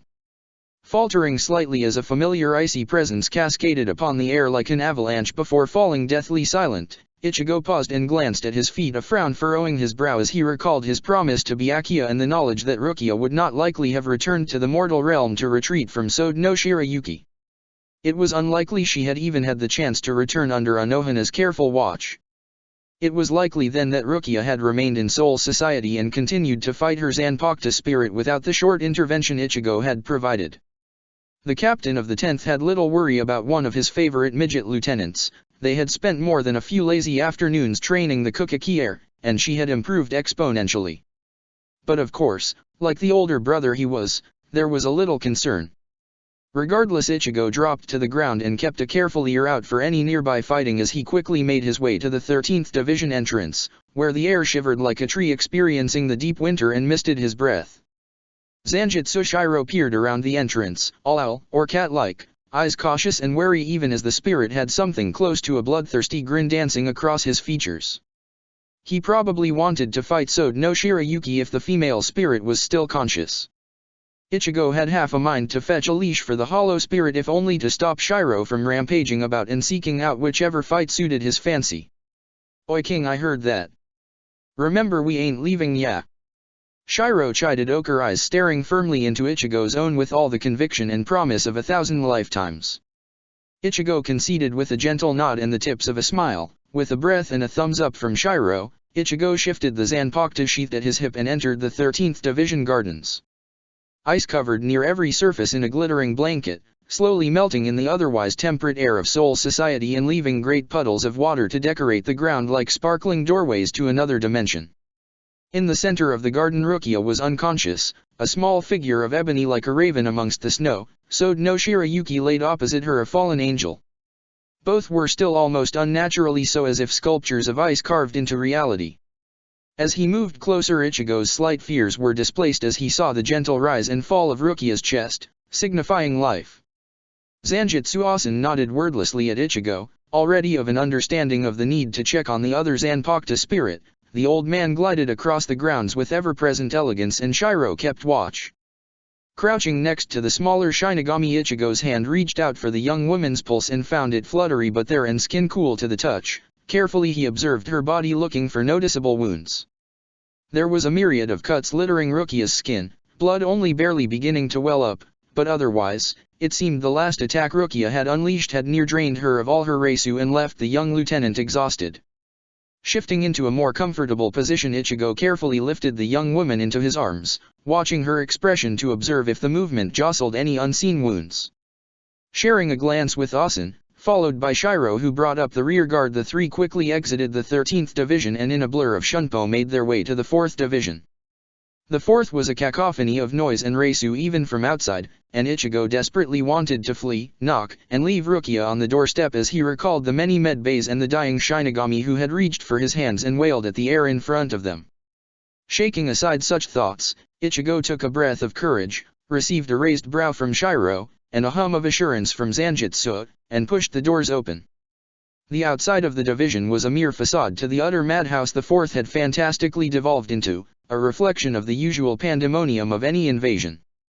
Charging through the crowds with single-minded determination, ignoring the various swerves of surprise, Ichigo spotted a familiar head of brown hair and called out, "Hanataro." With a whirl the demure brown-haired healer turned to face Ichigo, a frazzled expression splashed across his features, as his Zanpakuto spirit hovered beside him in a blur of light Reisu. The healer ducked and whirled through the crowds with a skill that most healers of the 4th Division learned within the first year on pain of greater injury, and met Ichigo halfway, with another healer following quietly beside him, a lost look on the poor snatched Shinigami's features. "Ichigo, is everything okay?" the young healer asked with clear worry, observing both Ichigo, the unconscious Shinigami in his arms, and his Zanpakuto, with an unperturbed look of concern, possessing a confidence Ichigo was inherently proud of. It reminded him a little of the battle-hardened healer the war had produced in his own timeline. Nodding with a wry smile and ignoring the very obvious staring and shocked expressions at the two spirits behind him from all the surrounding Shinigami, Ichigo replied, "Sort of, it's as much a madhouse out there as in here. But that's beside the point. Lieutenant Kukaki was injured during the fight with her Zanpakuto spirit, I think Reisu depletion and minor wounds. She broke the enchantment the spirit holds over her Zanpakuto, but it would probably be best to be cautious at the moment." Hanataro absorbed the information with a serious nod, easily pulling another taller Shinigami of the 4th Division out of the rushing highway of people with nonchalance and grace. The small healer firmly directed the two to carefully take Sode no Shirayuki and Rukia into their arms and into a private room for healing, before he returned his attention to Ichigo. "What about you, Ichigo? You look a bit exhausted and injured, if you don't mind me saying." The healer spoke with concern, the friendly camaraderie the two had built during the campaign in Hueco Mundo stretching between the two in a warm air. Ichigo flashed a wry grin once more, attempting but likely failing at trying to convince Hanataro he was fine. He responded, "There's still work to do, but I'll be fine. I have my Zanpakuto with me, no need to worry, Hanataro." The 4th seat raised a brow, a dubious expression lining his features, but nodded anyway with the weary sigh of a healer who knew his patient but wasn't willing to expend the energy on their stubbornness. Shiro chuckled, double tone rasp drawing attention even as Ichigo rolled his eyes at his bleached twin and flashed a thankful smile and a parting wave in Hanataro's direction before flash stepping out of the 4th and onto the tiled roofs of Serieteti once more. Reisu searching and spreading like a blanket over Seoul society, Ichigo carefully observed Shihei and Kira fighting Kusanai and likely Kira's Zanpakuto Wabisuk. The two lieutenants would be fine. The captain of the 10th inherently knew from experience, they had always shown promise, and Ichigo had found simple camaraderie with the two and their steady work ethic upon the fields of his past. Turning his attention elsewhere, Ichigo briefly passed over Renji, whose Reisu exploded every which way, and the roar of his Bankai was almost tangible upon the air as the bone snake rustled over the tiles. Ichigo did not even contemplate attempting to aid the redhead unless he was far too close to death to realize Ichigo had appeared. It was almost nostalgic, recalling Ichigo's own similar worldview when he had been a teenager, the need to prove oneself, the endless adrenaline-seeking of battle, and the challenge of it all. A low chuckle shook Ichigo from his thoughts, as where they paused on one of the roofs Shiro slipped casually against Ichigo and commented, "Becoming an old man king, all this reminiscing." Yeah, Shiro." Ichigo responded dismissively with an amused grin directed at the hollow spirit. Shiro, ever the epitome of maturity, rolled his eyes and stuck his tongue out at Ichigo.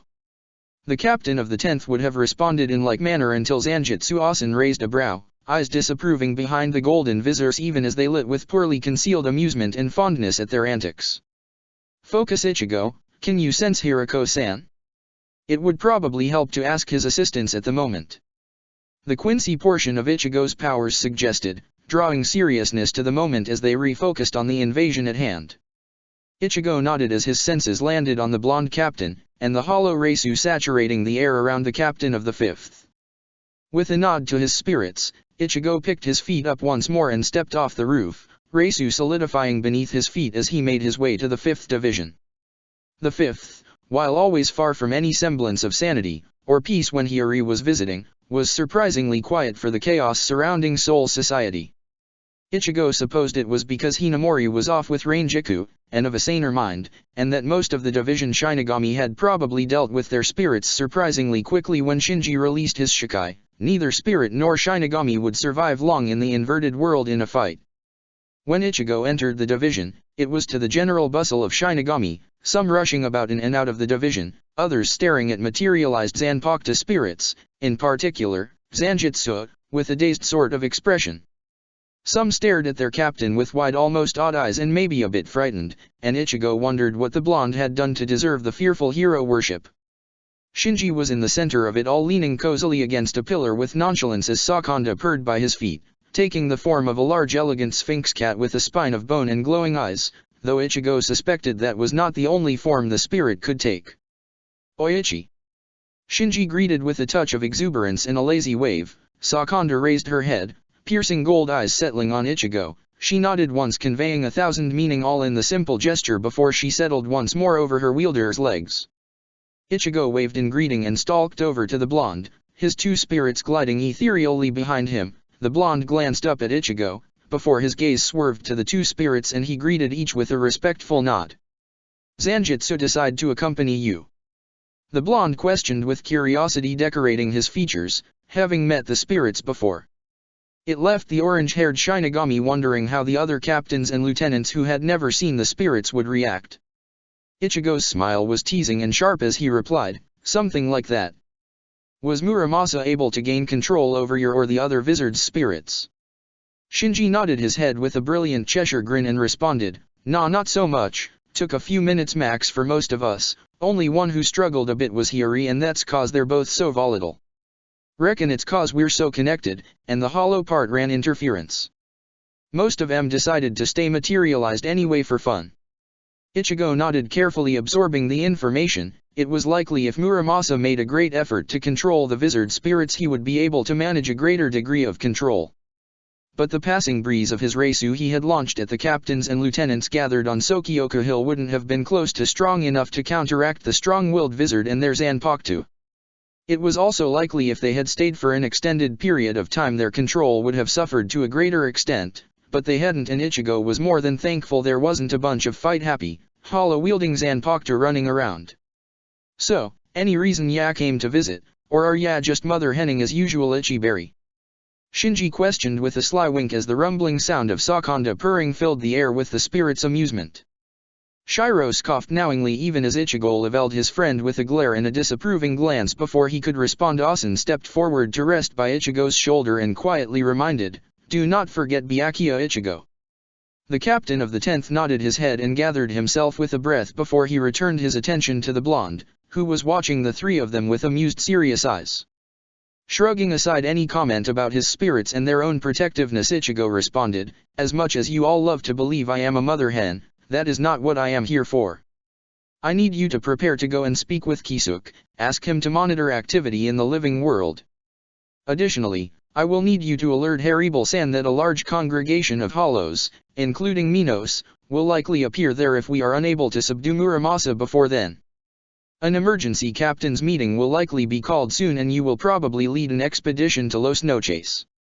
In an instant, the switch between carefree and serious captain was flipped and Shinji absorbed the information with all the bearing of the ancient captain he actually was, carefully picking out unsaid words, and the information that needed to be passed on with tactical ease. After a minute the blonde nodded his assent and flashed Ichigo a promising smile before saying in send-off, "I'll inform everyone. Now go find your wayward boyfriend." Ichigo scowled at his friend, even as he rolled his eyes in good-natured amusement at the teasing and bowed once to Sakanda who purred happily at the action. With a last parting wave, the young captain turned away from the blonde, Reisu searching and bright as he left the fifth in a flash of shunpo. Ichigo's senses tracked the captain of the 6th Division to the outer reaches of one of the more abandoned Kukaki compounds centered in the 5th district of Rungokai. The captain grumbled under his breath about accessibility and ease even as he mentally pulled his Reisu reserves to his heels, ignored the dull throb of his various wounds, and with a nod to his Zanpakuto spirits picked up speed darting through the land as if a passing shadow and the tide of war. The sounds of battle reached Ichigo's ears before anything else, followed second by the overwhelming tide of Reisu that saturated the air, and the thousands of blades standing guard upon the night in shelves of solemn serenity, waiting ever patiently to be wielded. Ichigo touched down in the clearing, just outside of the major area of battle, and carefully observed the state of Byakuya and Senbonzakura. The captain of the 6th was breathing heavily, tiny flickers of cuts decorating his skin bleeding bright crimson, accompanied every so often by larger gashes tearing apart his shiakusho. Senbonzakura was in a similar state, though it was not easy to tell beneath the armor the spirit wore. What was far different from Ichigo's own timeline was that the ornate mask that the spirit had worn near religiously over his features was resting almost carelessly on top of his head. The symbolism was not lost to Ichigo and it brought a small happy smile to his lips before he banished it and stepped forward drawing the attention of the two opponents. "Ichigo, I was waiting for you." Byakuya greeted with a grin, exhaustion seeping through the carefully crafted mask of determination and will, showing Ichigo everything he needed to see as he replied, "Sorry I was a bit delayed, had to deliver Rukia somewhere safe." Minutely Byakuya's shoulders deflated at the knowledge that his adopted sister was safe, some of the great tension lifted at Ichigo's own presence, and the presence of the two spirits hovering behind him. Zanjitsu and Shiro delivered both Byakuya and Senbonzakura intense appraising soul-deep looks as if parents studying their child's prospective partner, before Shiro's Reisu playful rustled Ichigo's hair with a vaguely appeased sense to it all. Senbonzakura faltered for a moment, katana hesitant as blue eyes passionate in a light beneath the mask strayed to Ichigo. Those eyes still blazing with a living will to fight settled and shifted towards something softer as the spirit bowed in greeting before his gaze strayed past Ichigo to his two spirits and a silent conversation waltzed above them. As the silence continued to linger in the clearing like the stillness of a pond, Ichigo leaned unconsciously towards Byakuya and asked, "Have you broken Muramasa's control over Senbonzakura?" Byakuya winced faintly at the question, shifting his stance to better accommodate his wounds he replied, "Yes and no. He still believes that we should join his side to end the blight that Kukaki Koga brought forth to the clan. Some of that is in part the last of Muramasa's control, and the rest is the lingering sense of duty you still haven't beaten out of me." Ichigo nodded easily following his partner's words with a furrowed brow as he began a light healing Kido, sealing many of the smaller wounds and preventing greater blood loss.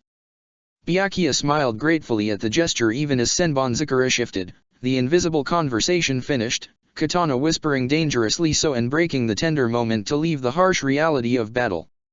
The captain of the 10th studied Byakuya, the still slightly haggard and exhausted look that held to every inch of him and screamed of his recent injury. If Byakuya had been in perfect health, Ichigo would have hesitated to interfere in the battle between Zanpakuto and Wielder, knowing his partner could handle it. He knew now that Byakuya would likely still be able to defeat Senbonzakura even in his current condition, but that didn't mean he had to risk further injury to his partner. Ichigo stepped between Wielder and Zanpakuto, Zanjitsu silently and with all the presence of ghosts flanking either side of Ichigo as he glanced into the eyes of the soul cutter of his partner. Senbonzakura gazed back silent and challenging as if daring Ichigo to halt the spirit's attempts to honor their clan and fight his Wielder. "I promise you Senbonzakura, and you Byakuya, that I will deal with Muramasa and prevent him from freeing Kukaki Koga without the use of treachery." Senbonzakura, your wielder is injured and still needs rest. If he were to attempt to undertake such a mission, it could cost him his life and leave Rukia, the heir to the clan, at the mercy of the elders. It is the best course of action to deal with Muramasa without such cunning and underhanded plans. The words were spoken slowly and clearly, Ichigo's belief and conviction resounding throughout each word and echoing in the clearing as the trees around them whistled and rustled around them like a skilled flute, detailing long-forgotten myths. The orange-haired Shinigami could almost feel Byakuya's warmth at the words from where the captain stood behind him, even as Ichigo carefully watched Senbonzakura in front of him, praying for the sake of his own exhaustion that the spirit would listen.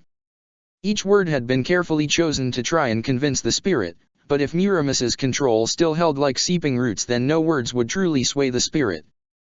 With a careful tilt of his head, the spirit studied Ichigo, before in a movement near too fast to comprehend the spirit lunged forward, two elegant blades in hand spinning forward to clash against Zanjitsu's interlocked blades and Ichigo's own sealed Zanpakuto. In the suddenly close distance between the spirit and Ichigo, the captain could feel the Zanpakuto spirit's searching gaze as if searing what their interlocked blades told him into his soul. After a tense moment, that lingered and swelled, pulling back and forth like the ever-flowing tides, the spirit stepped back and nodded, conceding defeat in acceptance with the simple motion. The spirit carefully glanced into Ichigo's eyes, and in a voice deep like a wind through the canyons and soft like the rains of spring said, "I concede to your plans, Ichigo Shiba, however, I insist on accompanying you when you seek to deal with Muramasa." Ichigo thought over the demand quietly, how the spirit could react to Ichigo's words, or any actions the spirit might take, before he accepted with a nod. The Zanpakuto spirit mirrored the action before he disappeared in a flutter of cherry blossoms, likely to return at a later time, but dematerializing to save Byakuya's Reisu stores. Turning to his partner, Ichigo caught in an armful of excitable yet exhausted Shinigami captain as Byakuya tucked into Ichigo into a tight hug Kaion would be proud of. Before pulling away and smiling at Ichigo, he mouthed, "Thank you. All in a day's work, Byakuya. Now come on, let's get you to the fourth, and then I have to find Sosuke before Yuriuki sends out the Jigo Kuko." Ichigo responded with a tired grin as he helped sling Byakuya's arm over his shoulder, and the Kukaki simply nodded at Ichigo's words, undeterred by the many things he likely didn't understand at the moment. Asen stepped in front of Ichigo before the two could leave, eyes proud and warm where they were hidden beneath the visors. The spirit stared at Ichigo in abject silence before pulling away with a fond smile.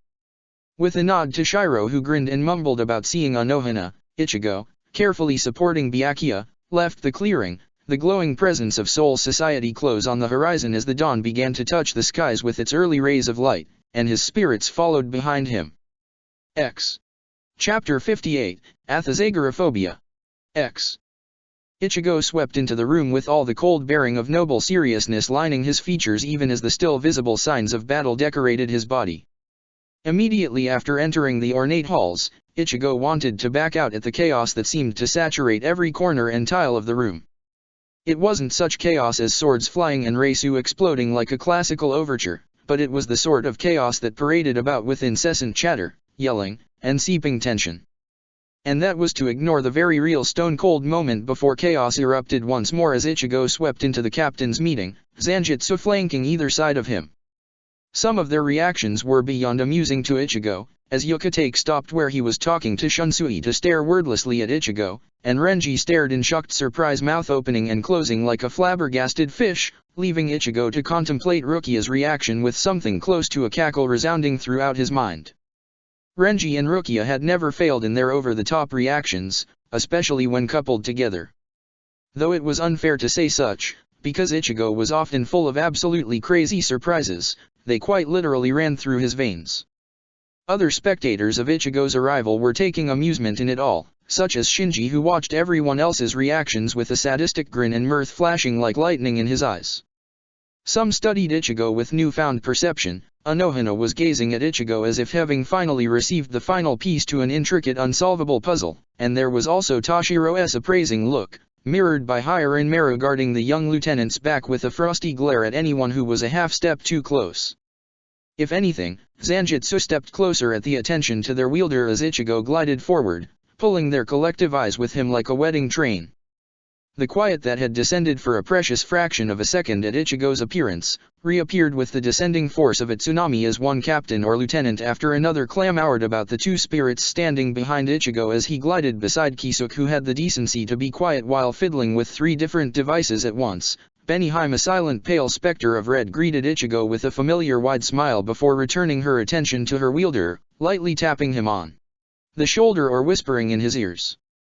Ichigo knew for a fact that gossip would run like hellfire once the invasion had settled down even slightly and the Shinigami could convene in the pubs once more and talk about the various spirits that had appeared, least of all Zanjitsu and the reveal of Ichigo's dual blade.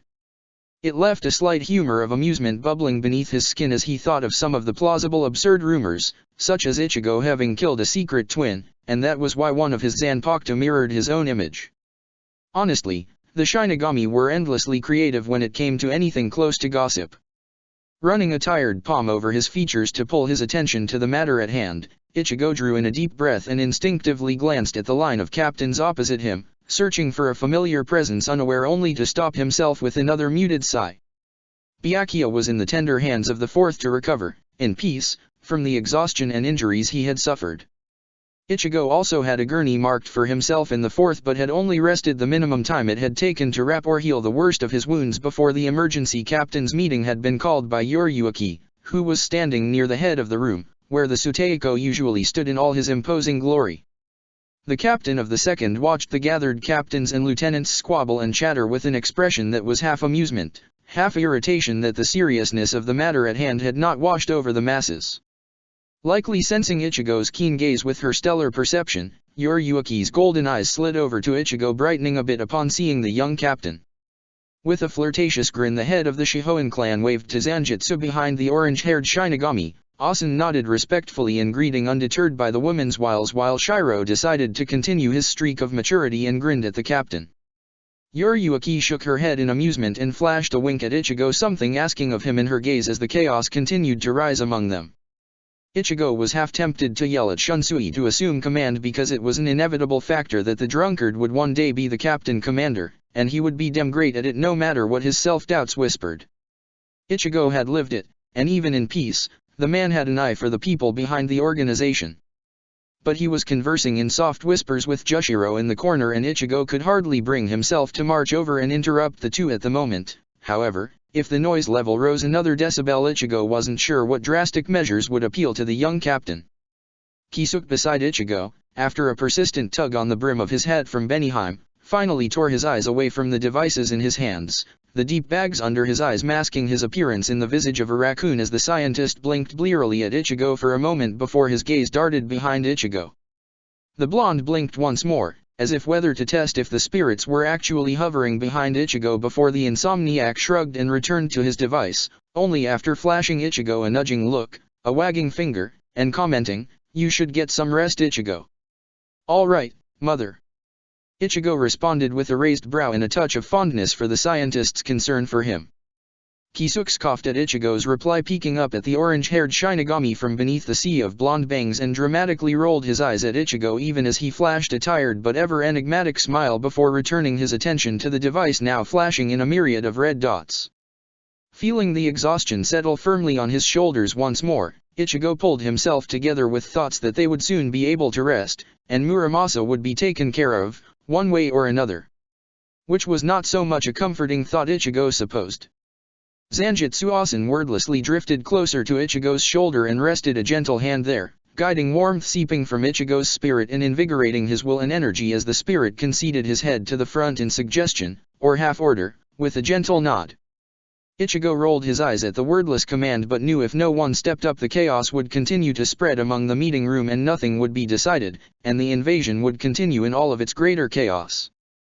Yoriyuki could probably step forward and command the captains and lieutenants, just the same as Shinji, who was watching everything with a lazy smile half-bitten in annoyance, or Kojiro, who was standing dutifully in the shadows. But of course, that would be too easy, Ichigo supposed as he slipped out of his place in the messy cluster of powerful Shinigami filling the room. A half-feeling of dread filled his chest as he recalled the numerous times he had taken command of the Godi I-13, had given orders, or directed the flow of battle through words alone. The young captain walked quietly and confidently to the front of the room, Commanding attention without speaking or raising his Reisu through his body language alone, mentally he ran over what they needed to cover as he pulled on all of the tactics the war had instilled into the very marrow of his bones. Silently Ichigo paused at the head of the room waiting in supplication for the Shinigami to notice the captain of the 10th standing in the Suteiko's position. Idly Ichigo studied them all for a moment as some recognized the change in the atmosphere Ichigo's move had brought and fell silent, others continued on unaware. With a roll of his shoulders and a hand gripping the hilt of Zanjutsu, Ichigo flared his Reisu capturing the remaining attention that had wandered and left a sea of eyes focused on Ichigo. It was both a disconcerting feeling and yet eerily familiar, reminding Ichigo of the many times he had led a war council in the past, his past which seemed both yesterday and a century ago to his mind. Shoving aside the nostalgia, Ichigo gazed into the eyes of the Shinigami before him, ascertaining their determination, will, and whether they were ready to begin. Satisfied, Ichigo spoke, "Captains, lieutenants, please calm yourselves and be quiet. You all are able to conduct yourselves in an orderly manner. We do not need more trouble with the rebellion of the Zanpakuto spirits already upon us. Shihoin Teiko has found the location of the Suteiko, and we need to dispatch a small force to rescue the Suteiko. At the same time, we need to send an envoy to Hueco Mundo to inform our allied nation. Please, devote your attention to Shihoin Teiko and recovering Soul Society in our Zanpakuto." Ichigo finished calmly before stepping back and allowing Yoriyuki to sashay forward, Swaifo and a spider in the shadows following dutifully behind. Yoriyuki all commanding seduction as golden eyes passed over the gathered Shinigami with great intensity before the captain of the 2nd Division began to speak. The orange-haired captain tuned most of the report out, having already received the information in the first timeline, and having received a general clue this time it was not hard to rejog his own memories of the events. It always seemed that when something from his past, so alike in similarity it could be a mirror of a parallel world, occurred, Ichigo would experience a great deal of nostalgia and vertigo, the memories surging up from beneath whatever other thoughts occupied his mind to poke and prod at his sanity. Yoriyuki finished detailing the location of the Suteiko, and the true nature of Muramasa, of which he may or may not have guided her to certain archives. One didn't spend endless nights in the library without searching for a few things. Silently the captain stepped back, lending the reins of command once more to her orange-haired compatriot. Ichigo stepped into the light with slow careful movements, Shiro a pale specter on Ichigo's right, and on his left Asen stood a guardian grounding the orange-haired captain to the moment. Ichigo studied the gathered captains and lieutenants for a moment before he straightened his spine and his eyes became blazing swords of will as he commanded, "A small force shall go to the caves where the Suteiko is being held, Yokotake Teiko, Kiriraku Teiko, Shihoin Teiko, and I will go. Yes, Kenpeki, you may accompany us. Another force will be sent to Hueco Mundo. Hirako Teiko, you will lead the mission as you are able to open a Gargantat. Odoribashi Teiko, and Lieutenant Hitsugaya, please accompany Hirako Teiko for diplomatic reasons. Urahara Teiko, please continue to monitor the living realm for high areas of hollow activity, especially in the Juriki. The rest of you please subdue or attempt to break the enchantment on your Zanpakuto spirits. Additionally, when possible, please aid other Shinigami, and if word of the spirit Muramasa appears please report through a Jigokuko and alert the other captains and lieutenants. Refrain from attempting to subdue the spirit alone, if possible wait for reinforcements or commands." The captain of the 10th finished expression stone cold serious as the captains and lieutenants stared up at him with mirroring expressions, the air serious and heavy where it wrapped around Ichigo's shoulders like a great mantle, like the weight of the lives that depended on him, infinite in their perceived weight. Slowly Ichigo let his attention drift to the Shinigami who had been assigned separate tasks from the others. Shinji was pouting up at Ichigo for the slight against his diplomatic skills, but his eyes were sharp as piano wire where they flashed in the half-shadows. Rose seemed unperturbed by the task, conversing silently with Love in an easy manner, and only nodding once to Ichigo before returning his attention to his partner.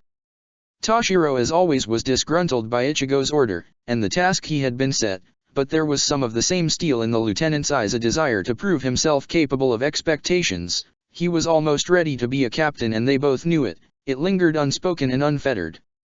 Shunsui and Jushiro, standing beside each other with a complete lack of regard towards decorum, as usual, stared at Ichigo with equally serious expressions, something behind the ancient set of eyes that communicated wordlessly a desire to retake their Zanpakuto. Kanpeka grinned something bloodthirsty and hungry as Yachiro waved from his shoulder, hiding in plain sight as always. Kisuke glanced up once at Ichigo and nodded, conveying everything with the simple movement, even as Ichigo could feel the piercing stare of another scientist drilling holes in his skull. Ichigo stared out at the gathered captains and lieutenants for a final moment of lingering silence as the atmosphere of the meeting room heaved as if storm-battered seas before settling underneath a thin veil of calm, determination written upon the air as if the icy bluffs of the shore. With a nod dismissing the captains, Ichigo said, "The meeting has concluded. Captains and lieutenants, please be aware and alert at all times. Just because the war with the Espada is over does not mean we can rest yet." The air swelled with Reisu as the captains and lieutenants bowed, some leaving quickly in a flash of Shunpo, disappearing to track their Zanpakuto spirits, or seeking Kisuke first for aid in that measure. The squad deployed to Hueco Mundo gathered in one corner of the room, forming a general battle plan and likely cautioning Shinji against seeking out Grimmjow for a quick battle. Yuriuki slipped up beside Ichigo, shoving Shiro out of the way with a bump of her hip and a wink at the hollow spirit. Shiro just rolled his eyes at the sly woman and drifted to stand by Asen, the two conversing silently, likely about the coming battle. "Good job there, Ichi, you were quite the commander," the captain of the second praised as she leaned against Ichigo, bright carmine eyes peering into Ichigo's own like a cat's with all the intensity of a feline. Ichigo blushed slightly at the praise and the woman grinned, if possible even wider, and continued, "Of course it's to be expected with your past experience." The word past was over-enunciated and accompanied by a wink. Ichigo sighed and shook his head in amusement at his friend's usual eccentricities. The air around the Shihoan head slipped suddenly like a noose for a moment as those piercing eyes sharpened, and in a tone like a blade being unsheathed, she said, "Honestly, Ichigo, you possess a charisma that is both boundless and frightening in that extent. Every enemy, even Sosuke, has been swayed or saved in one way or another. You really should stay as a captain, even if Toshiro needs a chance." Ichigo glanced at his feet at the words, feeling them echo inside his head as he recalled the many times they had been spoken in a different form. His charisma and ability to change the allegiances of those around him and convince them to follow him into war. Ichigo had at one time never recognized it, had still been young and fueled with a pure sort of determination to see change. But as time passed, Ichigo had learned that charisma, when used correctly, could unstick the fine strands of the past. "I'm not suited to be a captain in peace times, Yuriuki," Ichigo responded casually, rubbing the back of his head in half embarrassment. Part of Ichigo knew that he likely wouldn't be able to permanently escape a position as a captain, but Toshiro needed the experience and he was ready. In any case, the war with the Quincy, while far different from the original timeline, would also likely see a great loss of life, and the orange-haired Shinigami once more leading Soul Society in some manner. Yuriuki blinked olishly at Ichigo before, with a roll of her eyes, she shrugged and bumped her shoulder against Ichigo's fondly. Pulling back, the captain of the second halted, gaze drifting over Ichigo's shoulder with all the intensity of a hurricane, before a smile something predatory and warning, almost protective, flashed across her features, whipped fast and disappeared. "I'll go and form a battle plan with Yukatake Teiko and Kiriraku Teiko, okay Ichi? Kami knows Kanpeka will do what he likes," Yuriuki stated, no less a question as the woman patted his shoulder reassuringly and turned in a graceful whirl of black fabric like the extension of a moth's wings. Raising his brow in puzzled confusion, Ichigo's Reisu identified the presence standing behind him as he slowly turned around. Sosuke stood there looking for all the world calm and collected. His frames, the ones that didn't make him look like a dork, were resting on top of his hair, which was also not an edgy slicked back style, as the captain studied Ichigo with keen eyes, avoiding eye contact at the same time, as if searing the image of Ichigo into his mind to analyze later. The man nodded once in greeting to Asen and Shiro, the later of who was studying Sosuke with that half-skeptical look the hollow spirit always possessed when it came to the megalomaniac turned sane. "Sosuke, is everything okay?" Ichigo asked with concern, stepping a slight step closer to provide a measure of privacy in the hall still busting with activity and Reisu snaking about the ground like a fall wind full of rustling leaves. The older captain furrowed a brow at Ichigo's question, something almost like indignation slipping into the calm facade as Sosuke pursed his lips and nodded. Ichigo waited patiently for the genius to elaborate for a tense moment before Sosuke spoke. "Why do you want me to stay away from Muramasa so desperately?" The orange-haired captain scrubbed a hand over his features at the question even as Shiro scoffed and interjected, "Why do ya think genius? Ya have a Zanpakuto that could literally manipulate all the Shinigami in Soul Society, except Ichigo and probably Jin. Sosuke stared at Shiro for a moment, as if contemplating some desperate revenge against the Hollow for the sarcasm and overall typical Shiro-ness before his gaze swung smoothly to Ichigo and he conceded the point with a nod and an exhale of disappointment. Do you really think he could control Kyoka Suijutsu? The scientist asked, part curious or worried, part typical boastful arrogance. Ichigo still hadn't managed to beat out of Sosuke. The captain of the 10th glanced quickly to Zanjutsu Asen, whose Reisu wrapped around Ichigo in reassurance, giving him a strength he didn't know he needed. As he admitted to his friend, he was able to control Zanjutsu, and you know how complicated my soul is. Complicated is an understatement, Ichigo. Sosuke replied instinctively, even as his eyes widened with understanding, and the powerful captain scrubbed a hand over his brow, hand drifting almost without regard to the hilt of his own Zanpakuto. It's also because of them, isn't it? You don't want to reveal our trump cards beforehand, right, Ichigo? The captain of the 12th questioned, suddenly glancing up at Ichigo with those eyes like living madness harnessed into a kaleidoscope. Ichigo nodded, gaze darting swiftly to the long shadows that suddenly seemed menacing in the filter of white noise that filled the room. Sosuke murmured something softly before he straightened, and his eyes drove their way into Ichigo's soul through his own as the man asked, "What are you planning to do about the Zanpakuto spirit?" Something must have occurred differently in the past, or you would not be so hesitant to dispatch in a swift manner the enemy. Some days Ichigo wanted to curse Sosuke's genius as the words struck home with all the feeling of Zanjutsu plunging through his heart. Ichigo pivoted a half pace away from the scientist to study the room at large, the strong pillars almost representative of the Godei 13's strength, the captains like doves in gathered droves upon the floor, and the sense of Soul Society beyond it all. Turning once more to face his friend as Shiro wordlessly stepped closer, almost physically supporting Ichigo's weight, the orange-haired captain replied quietly, "Muramasa in my timeline, sought only to free his wielder Kukaki Koga. I doubt he even believed in the freedom of the Zanpakuto spirits but was merely using them.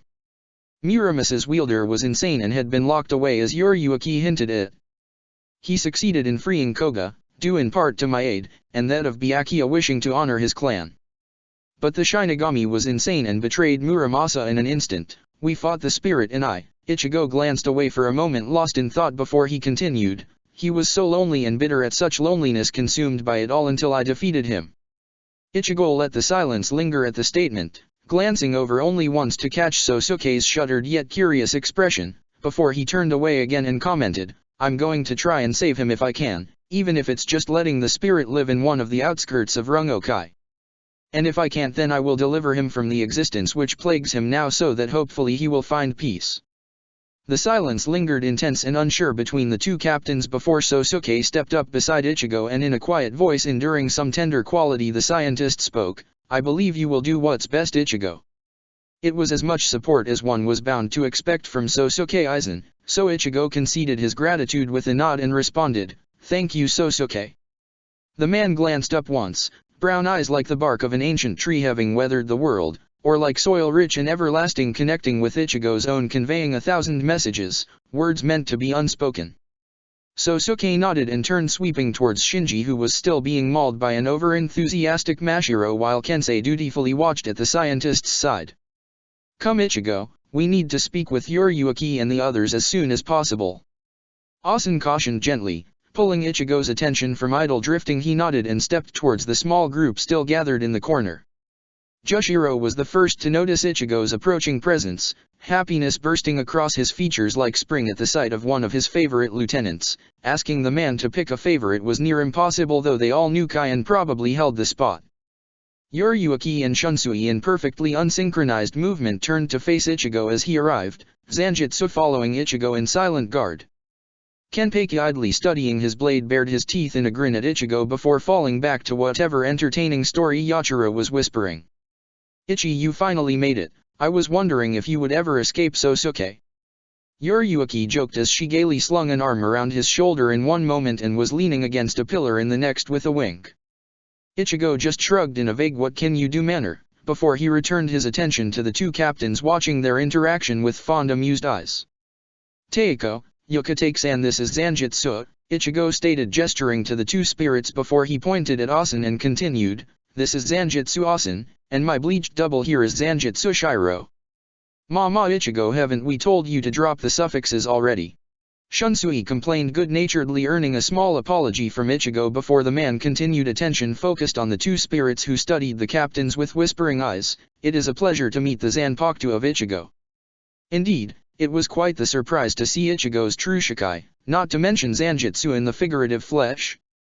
Jushiro added, with those so very cunning eyes few ever understand, accusing and acknowledging, dissecting every detail, even as Yuriyuki cackled and commented, "Of course you just had to do it in a bang, didn't ya, Ichigo?" Said orange-haired captain blushed at the comment, and really he hadn't been going for the whole dramatic flair, really, even as Zanjitsu Asen stepped forward and bowed to the gathered captains, deep rumbling baritone filling the air as he spoke. "It is an honor to meet the captains who mean a great deal to Ichigo, in person." Shunsui traded a meaning-filled look with Jushiro at the words Zanjitsu had spoken, something flashing like a confirmation in their gazes even as they bowed in return, and Shunsui replied, "Likewise." "All right, enough with the formal introductions. Yes, Ichi's Zanpakuto is wicked cool and we all want to question him, but let's focus on the mission at hand."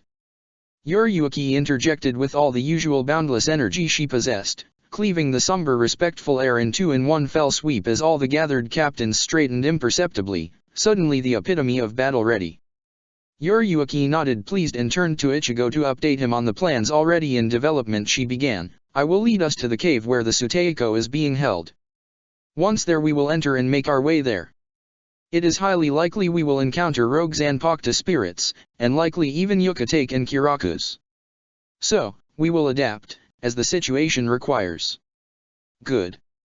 Ichigo nodded, something far away but resembling a smile nonetheless settling onto his features at the plan, reminiscent of his own timeline. Basic layout roughly decided, Ichigo surveyed the halls one last time, looking for any Shinigami in need of aid, letting his Ryutsu search out the many Shinigami currently engaged in battle throughout Soul Society, even as his thoughts once more strayed to Muramasa.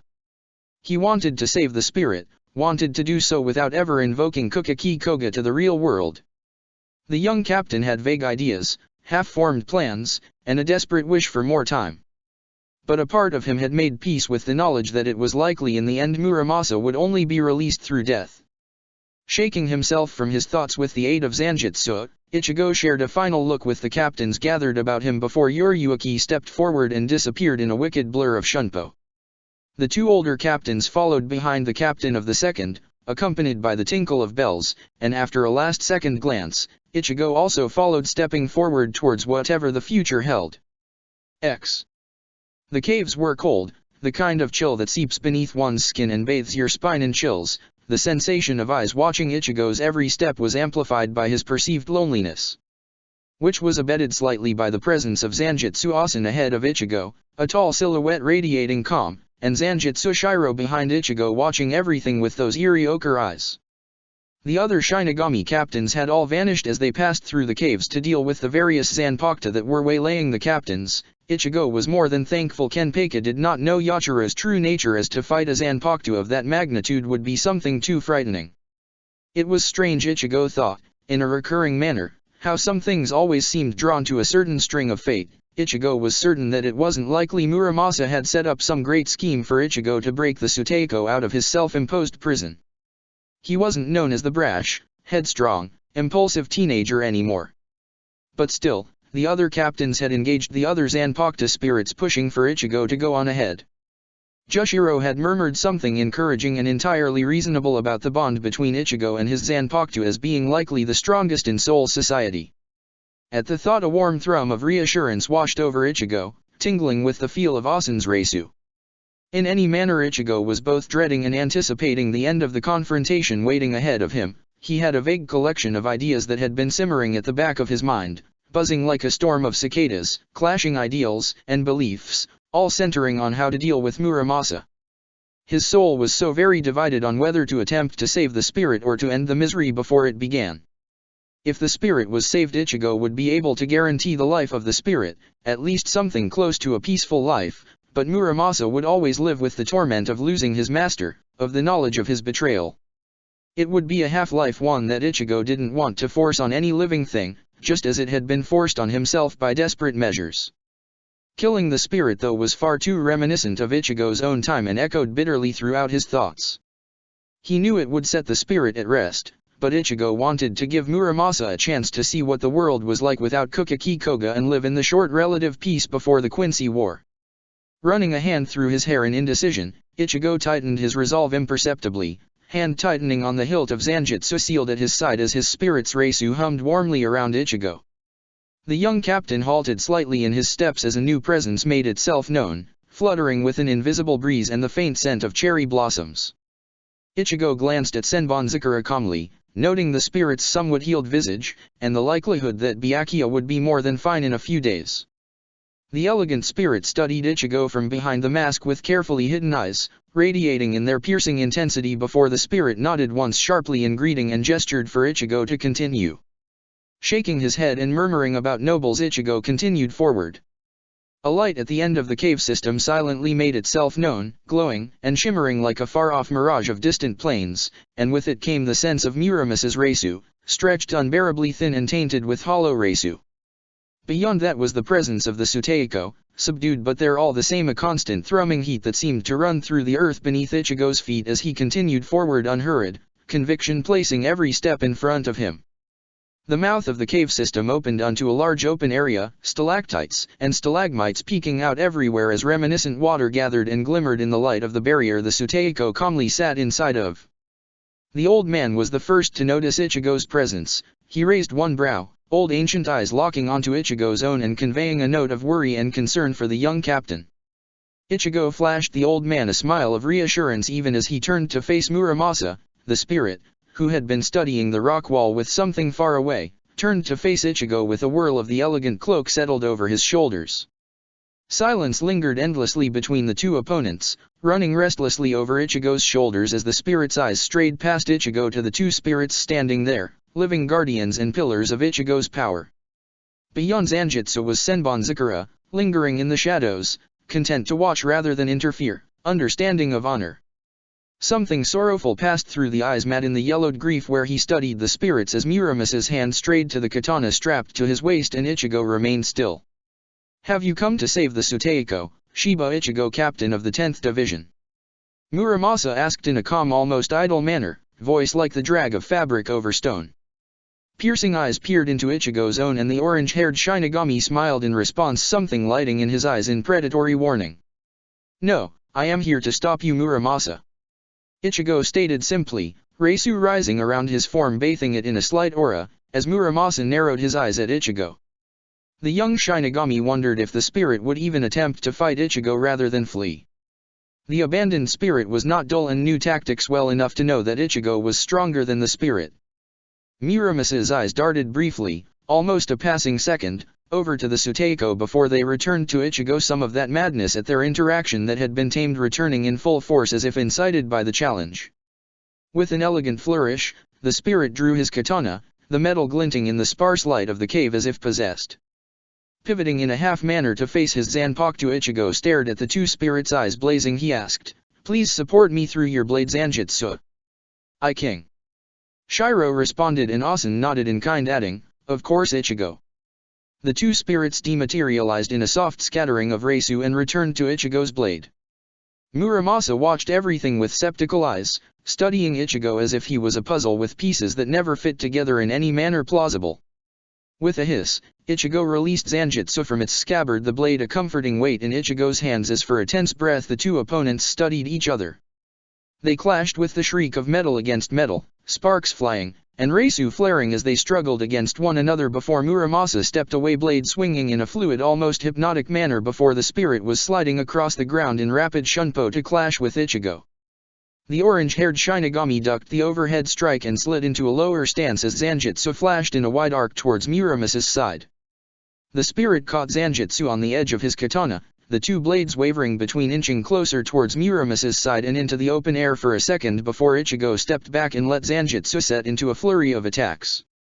Ichigo swung overhead and immediately dropped Zanjitsu, bringing the hilt of the blade towards the spirit's jaw in a brutal strike as Reisu pulsed about Zanjitsu and lingered heavy upon the air. Muramasa caught the overhead strike with ease and dodged the jab to the chin and easily spun, avoiding Ichigo's thrust forward as he skidded along, Zanjutsu sliding closer to Ichigo's chest with his own blade. Reisu flowing through his veins in a heady rush, Zanjutsu roaring in his hands, Ichigo released a Getsuga Tensho. Muramasa's eyes widened at the attack even as his Reisu circled around him like a cyclone, trying to combat the force of the attack and redirect it towards the Suteiko's barrier. It was ultimately unsuccessful, the large crescent of Reisu colliding with the spirit's blade before Ichigo was in Muramasa's personal space once more. Something like despair flashed in the spirit's eyes at the lost chance even as renewed vigor flowed through the spirit's attacks. The force of the collision sending dust to swirl in the air as Reisu crashed against one another like the waves unstoppable against the cliffs unmovable. In the periphery of his senses, Ichigo sensed an approaching presence and the weakening of the cave surrounding them at the force of their attacks and Reisu. With a breath, Ichigo once more drew on Zanjutsu's powers, and as they locked blades he released a Getsuga Tensho, some of the Reisu backlashing against Ichigo's Iero, even as it sent the surprised spirit colliding with the far wall in a crash of rubble. At that moment Yoriyuki entered, striding with careless grace, looking as if nothing had touched but the wind in its adoration of her. The intelligent captain observed the room with critical eyes, gaze landing on first Ichigo, Senbonzakura hovering dutifully in the corner, and then the Suteiko, before finally falling on Muramasa, who was slowly shifting out of the rebel Reisu, swirling and amassing in turbulent heaves of crimson and lilac. "Need a hand, Ichi?" the woman asked with a cocky smile and a wink, general concern filling her words. Ichigo shook his head with a half-smile, the rest of his attention focused on the battle still playing in the shadows even as he instructed, "Try to break the barrier holding the Suteiko if you can, Yoriyuki, but wait till we're gone. We don't want Muramasa getting a hold of Ryujinjaka." Yoriyuki nodded in understanding, eyes wicked and alight as Ichigo turned away and Muramasa rose from the rubble, gracefully brushing the dust from his clothing even as eyes spitting vitriol and madness slammed Ichigo into place. Zanjutsu flicked restlessly in Ichigo's hands as he asked gaily, "Why don't we take this battle somewhere a little less cramped?" Muramasa's eyes narrowed at the suggestion, golden eyes, like the pillaged gold of ancient temples, landed on the Suteiko and Yoriyuki lingering in the shadows watching the battle with critical eyes. The spirit turned once more to face Ichigo and asked, "You really think you can lure me away from my goals, plain as they may be to you?" "No. But I'm going to show you how wrong you are." Ichigo responded in challenge, eyes blazing, hollow Reisu surging to color his eyes in a sheen of gold like a halo of the sun's light upon the morning. Muramasa twitched eyes wide and angered as Reisu swelled, the instinct of a hollow coloring it crimson. The spirit disappeared in a blur of Shunpo, an obvious answer as much as the plain path he had left. Ichigo glanced once to the Suteiko and Yoriyuki, watching Ichigo with concerned eyes as if questioning the young captain's plans. Ichigo flashed them a reassuring smile, promise in the blinding grin before he was gone, following the abandoned spirit in a whisper of ebony fabric like the beat of a bird's wings before a flight. The Sokioka Hill, bathed in the early light of the afternoon, loomed above all of Seoul society, the white city glimmering almost radiant for all of its evidence of war from where Ichigo observed it in its place behind Muramasa. The spirit echoed the first time Ichigo had seen him, in the current timeline, as his katana glinted and Reisu swelled about the hill in endless swirls. Ichigo was almost beyond glad they weren't in a forest, or near a lake. The change of scenery settled something restless in his chest. Senbonzakura a far distance away watched with careful eyes, presence diminished and hardly of notice to the battle-focused captain. With a flick of Zanjutsu, the air between the two changed, once more adapting to the sense of battle as it settled over the two. Muramasa charged forward, blade swinging to the side as Ichigo caught it on Zanjutsu and ducked the following overhead swing, before popping up and whirling around to strike at the spirit's back. Muramasa caught Zanjutsu and slid forward, fury decorating his eyes. He spoke, "You are a fool, Captain. My wielder will welcome me. My sacrifices will have been worth it." The spirit disengaged as Zanjutsu edged closer to the spirit's sternum, eyes challenging as Ichigo raised Zanjutsu to his chest reminiscent of a guardian statue. He called out as Zanjutsu arced to the side and the young captain raced forward, "You are wrong. Please, Muramasa, give up this ceaseless fight. To lose part of your soul is devastating, but you can recover, you could live in peace." The spirit shook his head, bitterness like acid in those eyes as Muramasa clenched a white-knuckled fist around his katana as if a medium for his prayers. The spirit snarled and shot forward, Reisu whipping around him and billowing his cloak outwards. Ichigo scowled at his own inability to reach the spirit even as Zanjutsu snapped up to clash with the katana in a battle of wills, Ichigo's bond with his Zanpakuto resonating between the two opponents as much as Muramasa's devastation. Muramasa fought with a fervent energy, every move more desperate than the last, as if the battle was proof of the spirit's devotion, the final great trial before he would be united with his master. Ichigo struggled against the attacks only for the madness that flowed behind the moves, making them near impossible to predict as Zanjutsu flowed a living presence around Ichigo guiding his every step as they always had. As the battle continued, the orange-haired captain noted the spirit tiring, blood-tinted almost black leaking from multiple visible lacerations, just the same as the wounds decorating Ichigo's tongue, and sweat beaded his brow. Those factors acted little as deterrents as they continued to clash, blades sweeping through the air with a resonating hum and tangling together like two predatory snakes.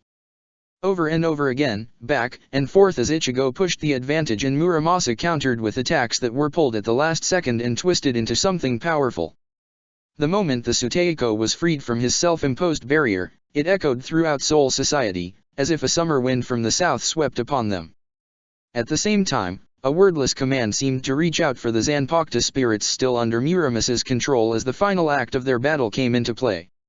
Ichigo ducked under an overhead swing and slid forward close to Muramasa's guard as they slid against one another with a crash of sparks. Whirling around, Ichigo sidestepped an overextended thrust that clipped Ichigo's side even as he reversed Zanjutsu, and with the plan grasping the edge of his fingertips with Reisu drove Zanjutsu through the spirit's being. In a surge of brilliant Reisu, that flowed and obscured their shapes as if bathing them in the lands of another world, Muramasa was pulled into Ichigo's inner world. Rain fell slowly as if drawn by molasses, in a tranquil manner around them, as the sideways building remained still monoliths. Muramasa, pinned to a building, shattered glass cushioning his form, studied Ichigo's inner world with wide, odd eyes as if seeing or understanding something Ichigo could not.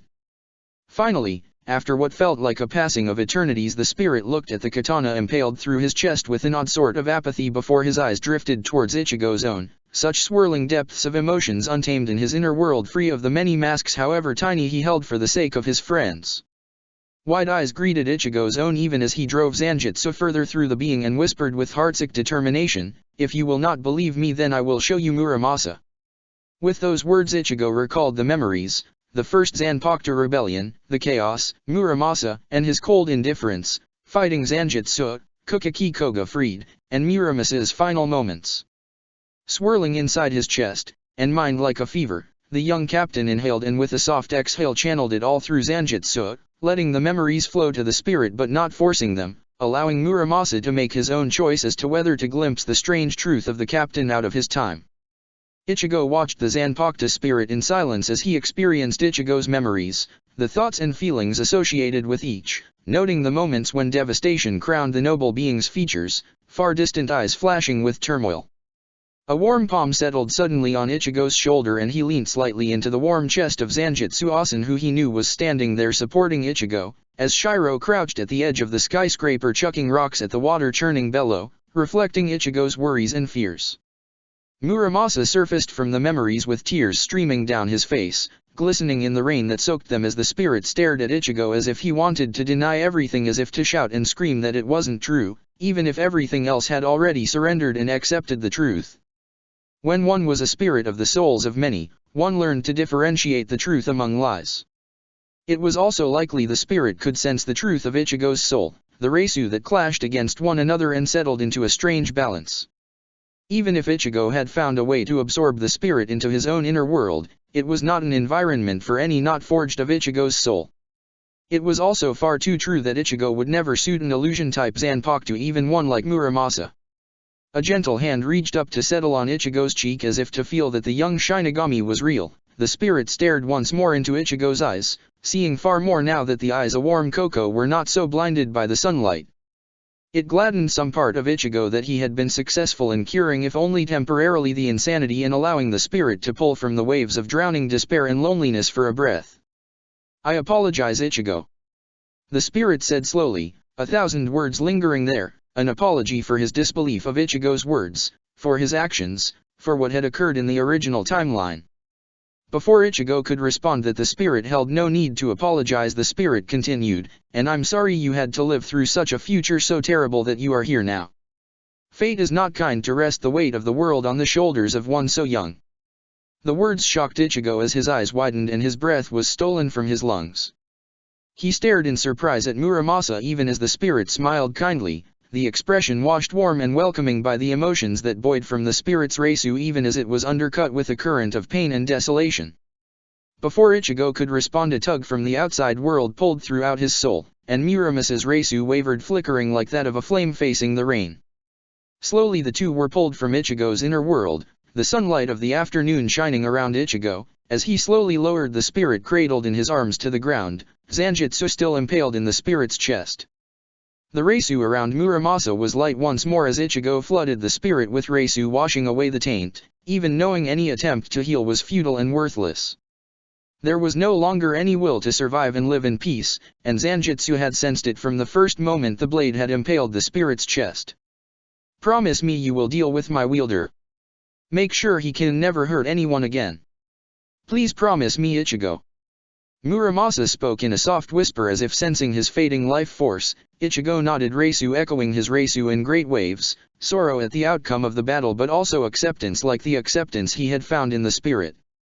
Some part of Ichigo wanted to rage and cry that the world was unfair to end such as this twice, whereas the other part of Ichigo, the one that had come to hold fate's favor, knew that some things were unchangeable on a grand scale, things destined to occur. But Ichigo had changed things, he thought lightly, Zanjutsu humming a warm presence throughout his soul as Ichigo responded, "I promise." The young captain spoke and he leaned forward and placed a gentle kiss on the spirit's forehead, imparting a piece of his Reisu to the spirit. He finished, "Find peace in the cycle of rebirth and may we meet again, Muramasa." "Thank you, Ichigo, may the future be kind to you." The spirit spoke slowly before in a careful movement he pulled an ornate hairpin, gold and violet flowers carved into being decorating the pin, from inside his cloak and pressed it firmly into Ichigo's hand and instructed, "Hold on to it carefully, may it guide you and those of the Kukaki clan." The orange-haired youth was absently aware of the Zanpakuto spirits on Sokyoku, silent shadows as Ichigo nodded his promise, Reisu surging around him as he ferried Muramasa's soul to the afterlife in a great coalescence of Reisu spiraling away the form of the spirit and leaving only Zanjutsu standing entrenched in Sokyoku Hill, a testament to the daylight and the end of the noble spirit. Zanjutsu Asen materialized with a rustle of Reisu and rested a gentle hand on Ichigo's shoulder, even as Zanjutsu Shiro settled beside Ichigo with a bitter chuckle half comforting in its familiarity. The orange-haired Shinigami quietly tucked the pin into the sleeve of his Shiakusho, mourning the ending for all the peace it lingered with as his senses following the last trace of Muramasa's Reisu. The various captains and lieutenants began to arrive on Sokyoku Hill with a heave of Reisu that resounded throughout Seoul society, and the Zanpakuto spirits watched on with careful eyes as the last wisp of Reisu disappeared in sun's guiding rays. X. Chapter 59, Lala Kezia. X. The restaurant flourished in warm hues of gold and bronze, warmth seeping in an almost tangible aura as waiters bustled about carrying steaming dishes laden with delicacies of all natures, while the scent of incense perfumed the air. The gentle chatter of the gathered captains and lieutenants filtered like white noise in the background as Reisu mingled and floated upon the air in soft harmony. Ichigo glanced out over the restaurant with a calm settled about his shoulders, noting the many familiar faces as the restaurant was empty of other patrons, hosting solely the Godei 13 upper echelon, as was reasonable when one considered the often less than sane dynamics a gathering of such Shinigami would bring. And that would be to discount the many spirits also gathered about the restaurant, many seated beside their wielders, some towered above the heads of their wielders, and others fluttered about in a blur of light. Zanjutsu Asen on Ichigo's right was nursing a cup of sake, studying the room in the same manner of his wielder with amused eyes and a resonating fondness that Ichigo felt in the deepest part of his soul. Seeing the Shinigami at peace with each other, sharing camaraderie with their spirits and general good-heartedness was a sight that soothed the half of Ichigo still exhausted by the past week. Shiro, squished on Ichigo's left, was staring mutinously at the plate in front of him, likely petulant that Ichigo had forbid the spirit from starting any battles with the numerous powerful beings gathered. That or the fact they were socializing in such a group environment. Kion laughed boisterously as he gently slammed his glass of sake on the table, catching the orange-haired Shinigami's attention where he was settled diagonally from Ichigo, with Nijibana settled directly on her wielder's left. Beside Kion, Nijibana was a soothing presence flowing and ebbing like the tides brought forth by the moon, a veil of shimmering liquid like beaded gold and draped turquoise covering long almost reed-like hair and a dainty face hid most of the spirit from sight. Along with the kimono wrapped in shifting folds, the spirit was like water personified. As if sensing the attention of his thoughts, she glanced up at Ichigo and nodded in greeting, the water spirit content to remain quiet and observant. Her wielder on the other hand was animatedly talking to Yukatake, who listened with a half-amused smile as the spirits of Sogyo no Kotori ran about the restaurant, ducking under the heels of whichever Shinigami was unfortunate enough to be in their path as they constantly circled back to Jushiro with some new thing for the elder to inspect. Shunsui settled half beside Asen, half slumped over the table, ignoring Katen Kyokotsu's disapproving stare from the elder spirit at her wielder's actions, no matter what they were. The younger spirit continued to talk in quiet whispers with Nano, who was relatively similar to the Nano of Ichigo's time but a lot softer around certain people, of which Ichigo was proudly one of said people. The two, Zanpakuto and Wielder, though unknowing of it, were ignorant of Lisa watching them converse in their own little bubble with fond amusement.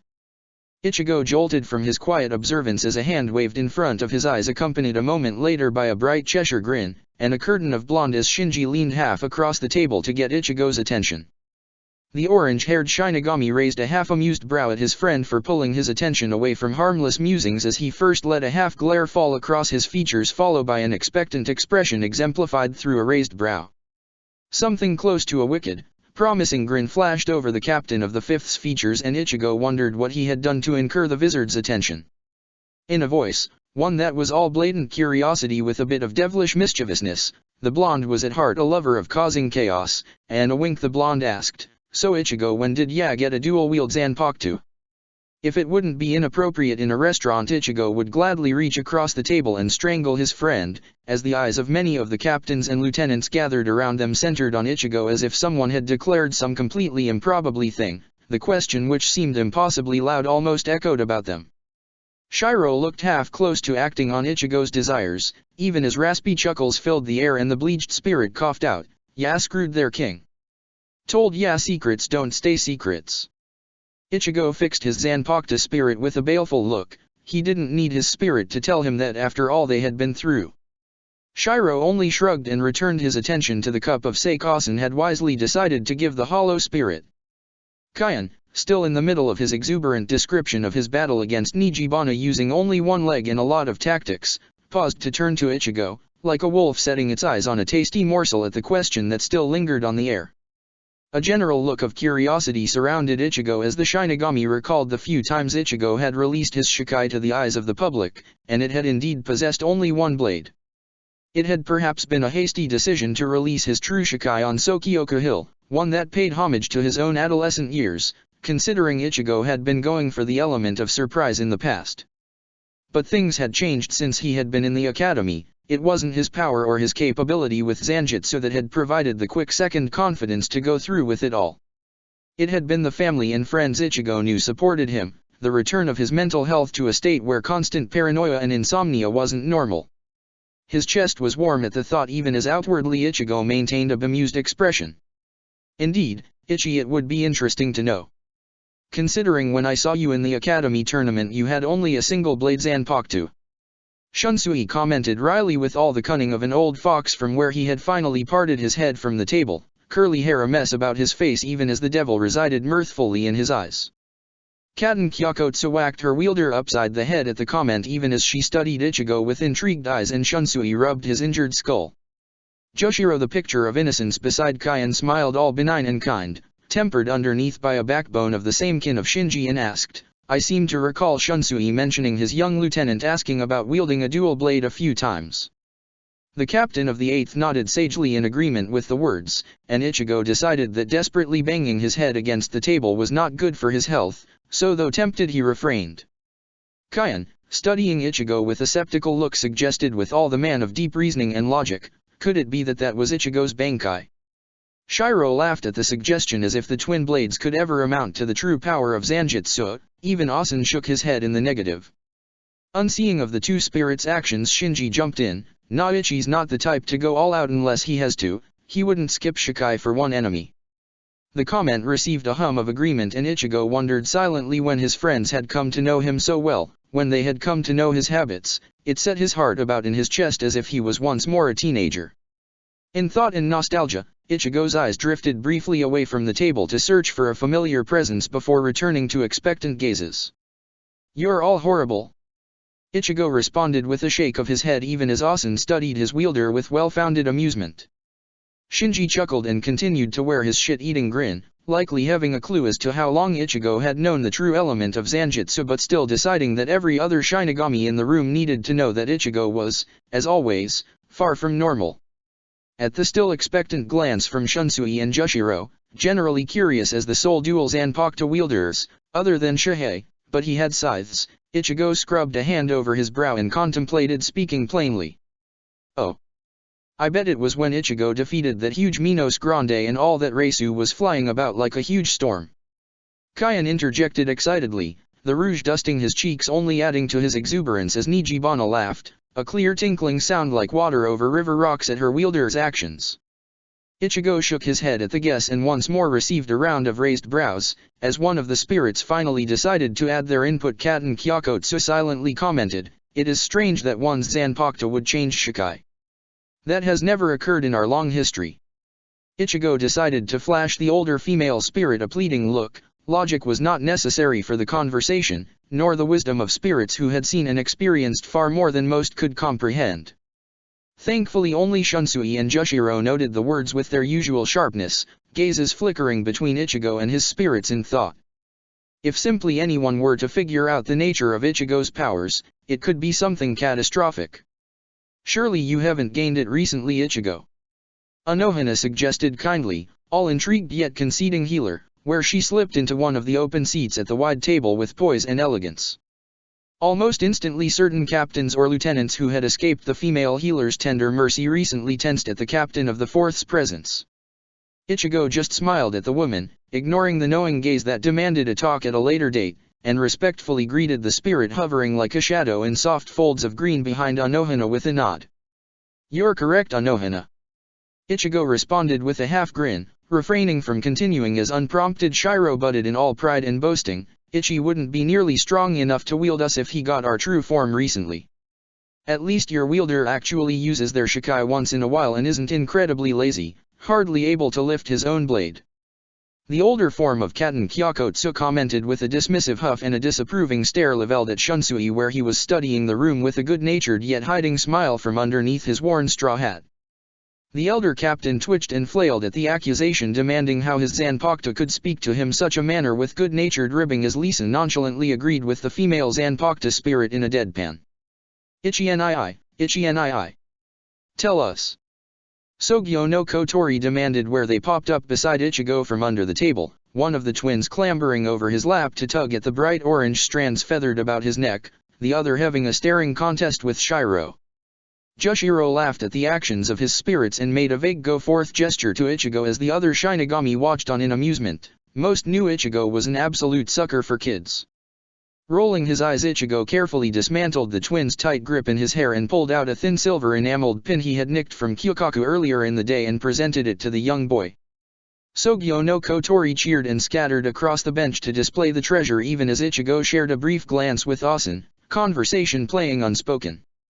The spirit nodded imperceptibly, encouraging Ichigo to speak the truth as the elder spirit passed Ichigo the sake cup.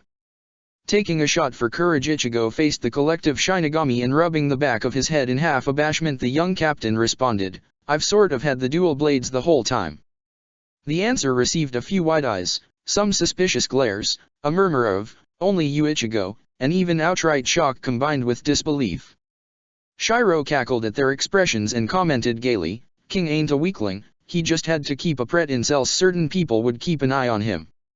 Shunsui's eyes sharpened like razors at the clues Shiro had carelessly left hanging in the air, regardless of Ichigo's desires, though really the spirit wouldn't act outside the jurisdiction of Ichigo's soul unless absolutely necessary. The young captain still wanted to bang his head on the table at the looks he was receiving though. It all makes sense now. But still, how could my baby brother lie to me? Kaien commented with wide-eyed awe and crocodile tears even as Nijibana nodded in kind, a comforting hand resting on her wielder's shoulder, and in a voice like rainfall added, "It was always strange the nature of your Reisu, Ichigo. It definitely explains why you always reached for another blade when we sparred." Shunsui added in a logical manner, eyes studying Ichigo as if he had suddenly been presented a grand opportunity. Katen Kyokotsu also studied Ichigo with interest as if the prospect of another dual wielder was unfamiliar to them and yet strangely intriguing. Though in a sense all of the spirits had sensed something was different about Ichigo, many had paused to stare at him for a silent moment before moving on, always more aware than their wielders of the world beyond the physical. It does explain part of the reason Ichigo is so powerful. Anohana commented gracefully, as if not suggesting that there was more to the dual form of Zanpakuto than one could see on the surface, which she had mostly assuredly guessed from their many conversations. Shinji continued to grin at the chaos his question had brought, eyes bright as Sakanda walked gracefully across the table in the form of a feline. She inclined her head regally to Ichigo in greeting before stopping to curl around her wielder's arm, purring rumbling throughout the air at the action. Before any more questions could be asked relating to the nature or appearance of Ichigo's Zanpakuto, Byakuya appeared like a godsend from above. With a wink at Ichigo, the noble squished in beside the captain of the 10th, as Shiro easily slid over to curl near Shinji with bright teasing ochre eyes, and Senbon Zakura joined the table to sit stiffly beside Asen. "Did I miss anything?" the young noble asked with a bemused expression, voice innocent as if he was completely lost as he noted the many still shocked Shinigami or the strange curious aura amongst the captains and lieutenants. Shinji chortled at the question even as Ichigo rolled his eyes and responded, "Just this lot questioning how long Zanjutsu has been a dual-blade Zanpakuto." Byakuya made a vague noise of acknowledgement at the statement as Ichigo passed the head of the Kukaki clan a sake cup and a bottle of the clear liquid. Byakuya nodded his head in thanks and shot the liquid down with elegant grace as a few Shinigami shared conspiratorial stares, words passing almost unseen. The real question would be what Ichigo's Bankai looks like. Kaien stated factually, drawing the attention of the gathered Shinigami once more before the soon-to-be-dead lieutenant continued, "I mean, we know you have one because you're a captain. But the only person who's seen it is the Suteiko." A general consensus of an agreement reached the statement, and Ichigo again ignored the urge to bang his head on the table, followed by a round of banging his head against the wall. He had come out to have a good time, and he was feeling a bit attacked. Honestly, his Bankai, while powerful, was not something to be lightly released in Soul Society for any reason but a catastrophic threat to the three worlds. And yes, the Suteiko had seen it, but only briefly. Ichigo's Bankai is of a delicate nature for Soul Society. However, what perhaps would be more interesting is the aspect of his wizard power very few have explored. Zanjutsu Asen said, almost casually guiding the Shinigami to a less sensitive topic, elegant baritone rumbling throughout the small space the gathered Shinigami had carved out for themselves. Ichigo cast a vaguely betrayed look at his Zanpakuto spirit, even as a tide of curious glances landed on both Ichigo and Shinji, the resident wizard. "I believe Zanjutsu is talking about your resurrection, no?" Shinji asked with another wide grin, gleefully directing the attention to the young captain. Ichigo repressed a groan at the words and ignored Shiro's motion of slicing his neck and pointing to Shinji. The orange-haired captain nodded once, more than enough for the Shinigami as they began to gossip to one another, murmuring about the possibilities and what it could even be, even as Byakuya bumped a shoulder against Ichigo's in reassurance. "You have a resurrection then, Ichigo-kun?" Jushiro asked with a raised brow, as the twins turned to face Ichigo with wide curious energetic eyes as if about to demand Ichigo show them right away in the middle of the restaurant. Part of him was tempted to do so, just to shock everyone into silence and stop the interrogation. Another part of him vindictively reminded Ichigo that that would be a bad idea. Instead, Ichigo conceded with a nod, momentarily flinching as he recalled just how he had first accessed the technique. Shunsui, well familiar with Ichigo's mannerisms after serving with the captain for many years, studied Ichigo with concern at the wicked fast show of weakness, even as Byakuya beside his partner equally observant squeezed Ichigo's hand. Kaien leaned across the table to peer at Ichigo, searching as if to ascertain every truth from his eyes alone, and asked, "What else haven't you told us, Ichigo? Is your hair even really orange?" Ichigo scrubbed a hand over his features at the questioning and with a roll of his eyes and a voice thick with sarcasm or annoyance responded, "Yes, my hair is really orange, Kaien. We've been over this 1,000 times." As if testing the theory, Sogyo no Kotori each tugged on a lock of hair and inspected it. Their actions, however, were halted as the temperature dropped a few degrees, breath misting the air in puffs of silver as Toshiro appeared, higher in Meru following protectively behind the lieutenant. Within an instant, Sogyo no Kotori was bouncing away to inspect the dragon-like spirit, tugging at his robes and asking about wings and fire. Is everything okay, Toshiro? Ichigo questioned in concern for his lieutenant, knowing the midget would probably prefer to be anywhere but around Shinigami who would attempt to cuddle or coddle him. The white-haired Shinigami nodded his head and drifted closer to speak. In a quiet voice he responded, "Yes, I finally escaped from Matsumoto-san. Urahara Teiko wanted me to remind you that he is departing for the mortal world tomorrow. And I wanted to remind you that you need to set up an appointment with Anohana Teiko and prepare for the next captain's meeting." "Thank you, Toshiro." Ichigo responded with a soft smile for the dedicated youth, even when he wanted to gripe about his lieutenant reminding Ichigo of his appointment the next day, and the upcoming captain's meeting, not to mention the unspoken paperwork. Being a captain was often a thankless position filled with long days and nights. "Now Shu, go enjoy the dinner, I think Rukia was looking for you earlier." Ichigo supplied with an encouraging grin. The white-haired lieutenant delivered his captain an unimpressed glance but conceded with a nod, the edge of a smile peeking through the scowl. The lieutenant bowed once before turning drifting to where Rukia was animatedly detailing her battle against Sode no Shirayuki Terenji, with pictures. Ichigo was glad Toshiro had been able to connect with the Shinigami closer in his age range due to the change in station.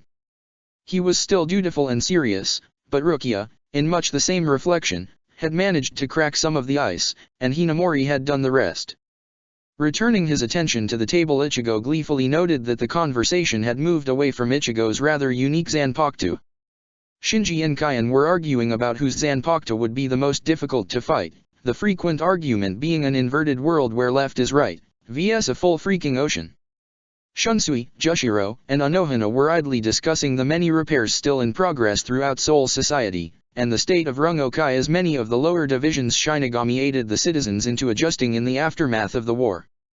Turning to face Byakuya, Ichigo studied his partner's features, noting the exhaustion that still lined his face, though far less than in the last week.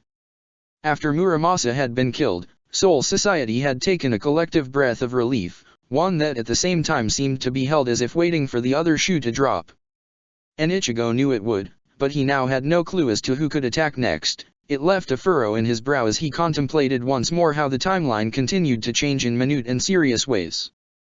Byakuya, likely sensing Ichigo's attention, or wandering gaze, turned to face the orange-haired captain, and Ichigo mustered a warm smile as he asked, "Are you okay?" The captain of the 6th nodded. Senbonzakura shifting to face the two captains, he nodded once in greeting to Ichigo before returning to careful observance for threats. Ichigo shook his head at the spirit's normal stoicism even as Byakuya responded, "Yes, I'm fine, no need to worry, Ichigo."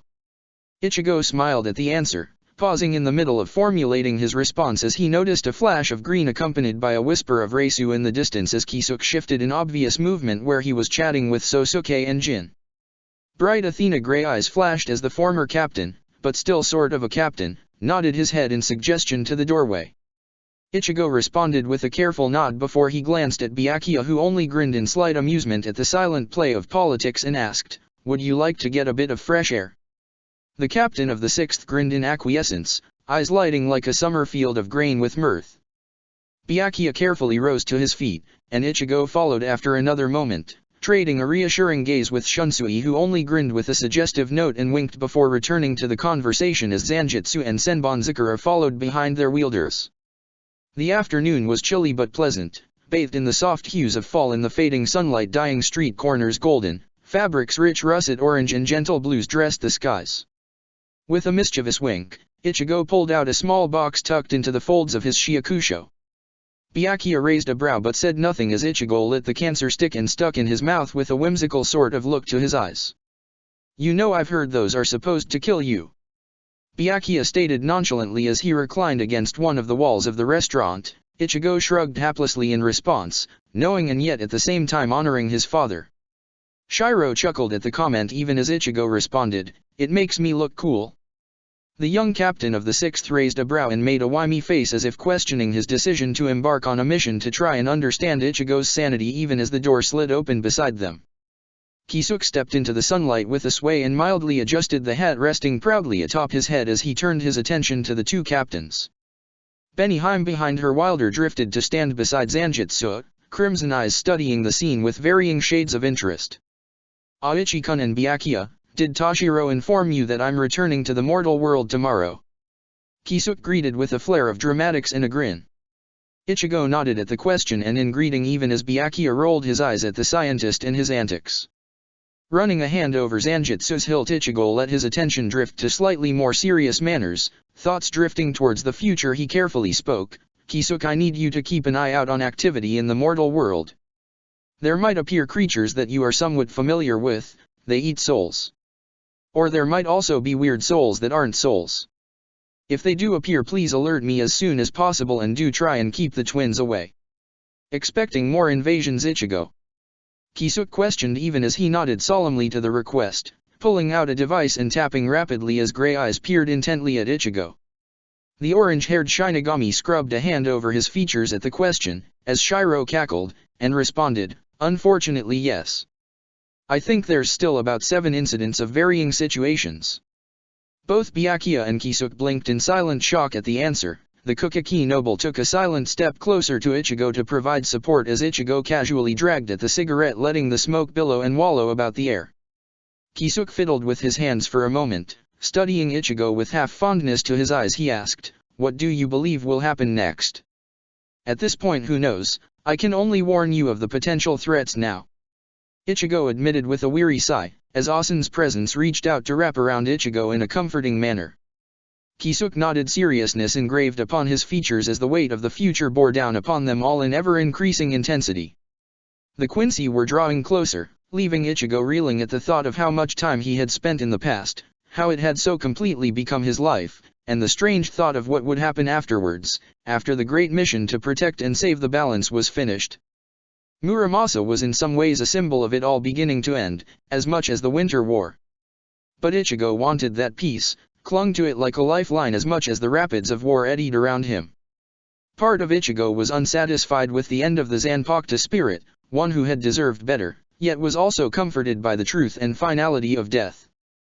Ichigo, startled out of his thoughts, glanced down in surprise as his breath was knocked out of him. A young child with curly hair and bright, almost lilac blue eyes glanced up at Ichigo from where he had collided with his legs before. The child mumbled an apology, still staring up at Ichigo with wide-eyed awe for a moment.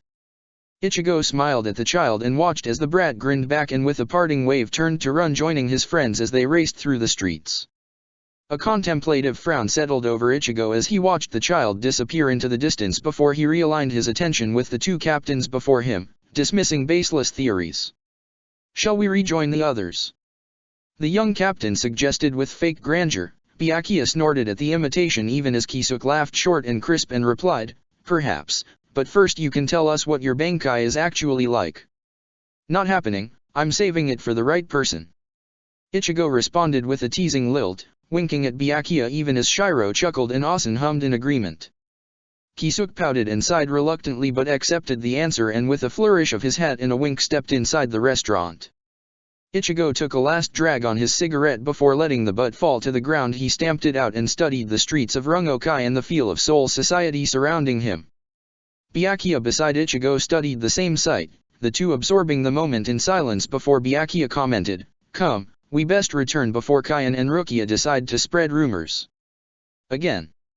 Ichigo laughed and nodded. The 2 captains, turning from the sun-paved street, entered the restaurant where the raucous din of the Shinigami greeted them, Zanpakuto spirits following elegantly behind. They would soon depart from their constant materialization, but as Ichigo flashed Zanjitsu a grin over his shoulder, the captain knew he didn't mind. The future was sweeping forward, and one had to always be prepared.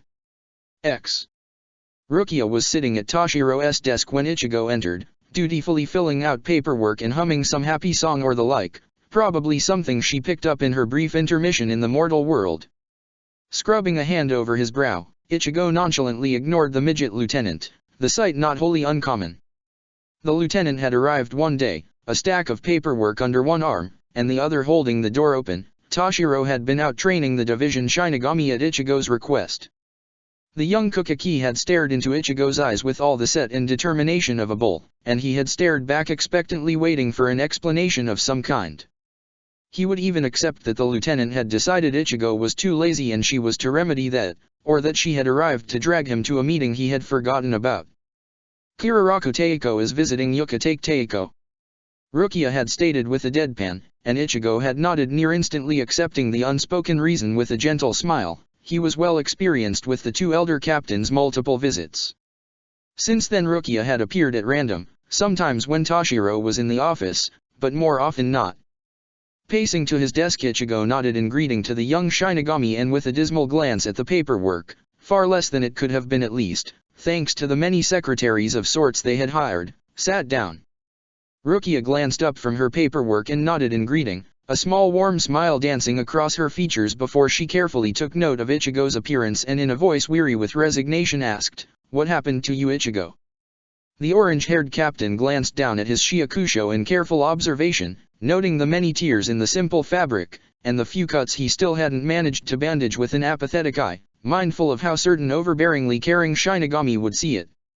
Running a hand through his hair in a vaguely abashed movement, Ichigo replied, "Kenpei may have decided to have a friendly spar with me. But at least I got away before any real property damage could occur. Honestly, Teiko, you could at least bandage your wounds properly and try to avoid him." Rukia scolded with a roll of her eyes and a frown, the indignant nagging achingly familiar and successful in bringing a hidden grin to his features. Ichigo shrugged in response and returned his attention to the paperwork at hand, ignoring Shiro's cackles at Rukia's words in the back of his mind.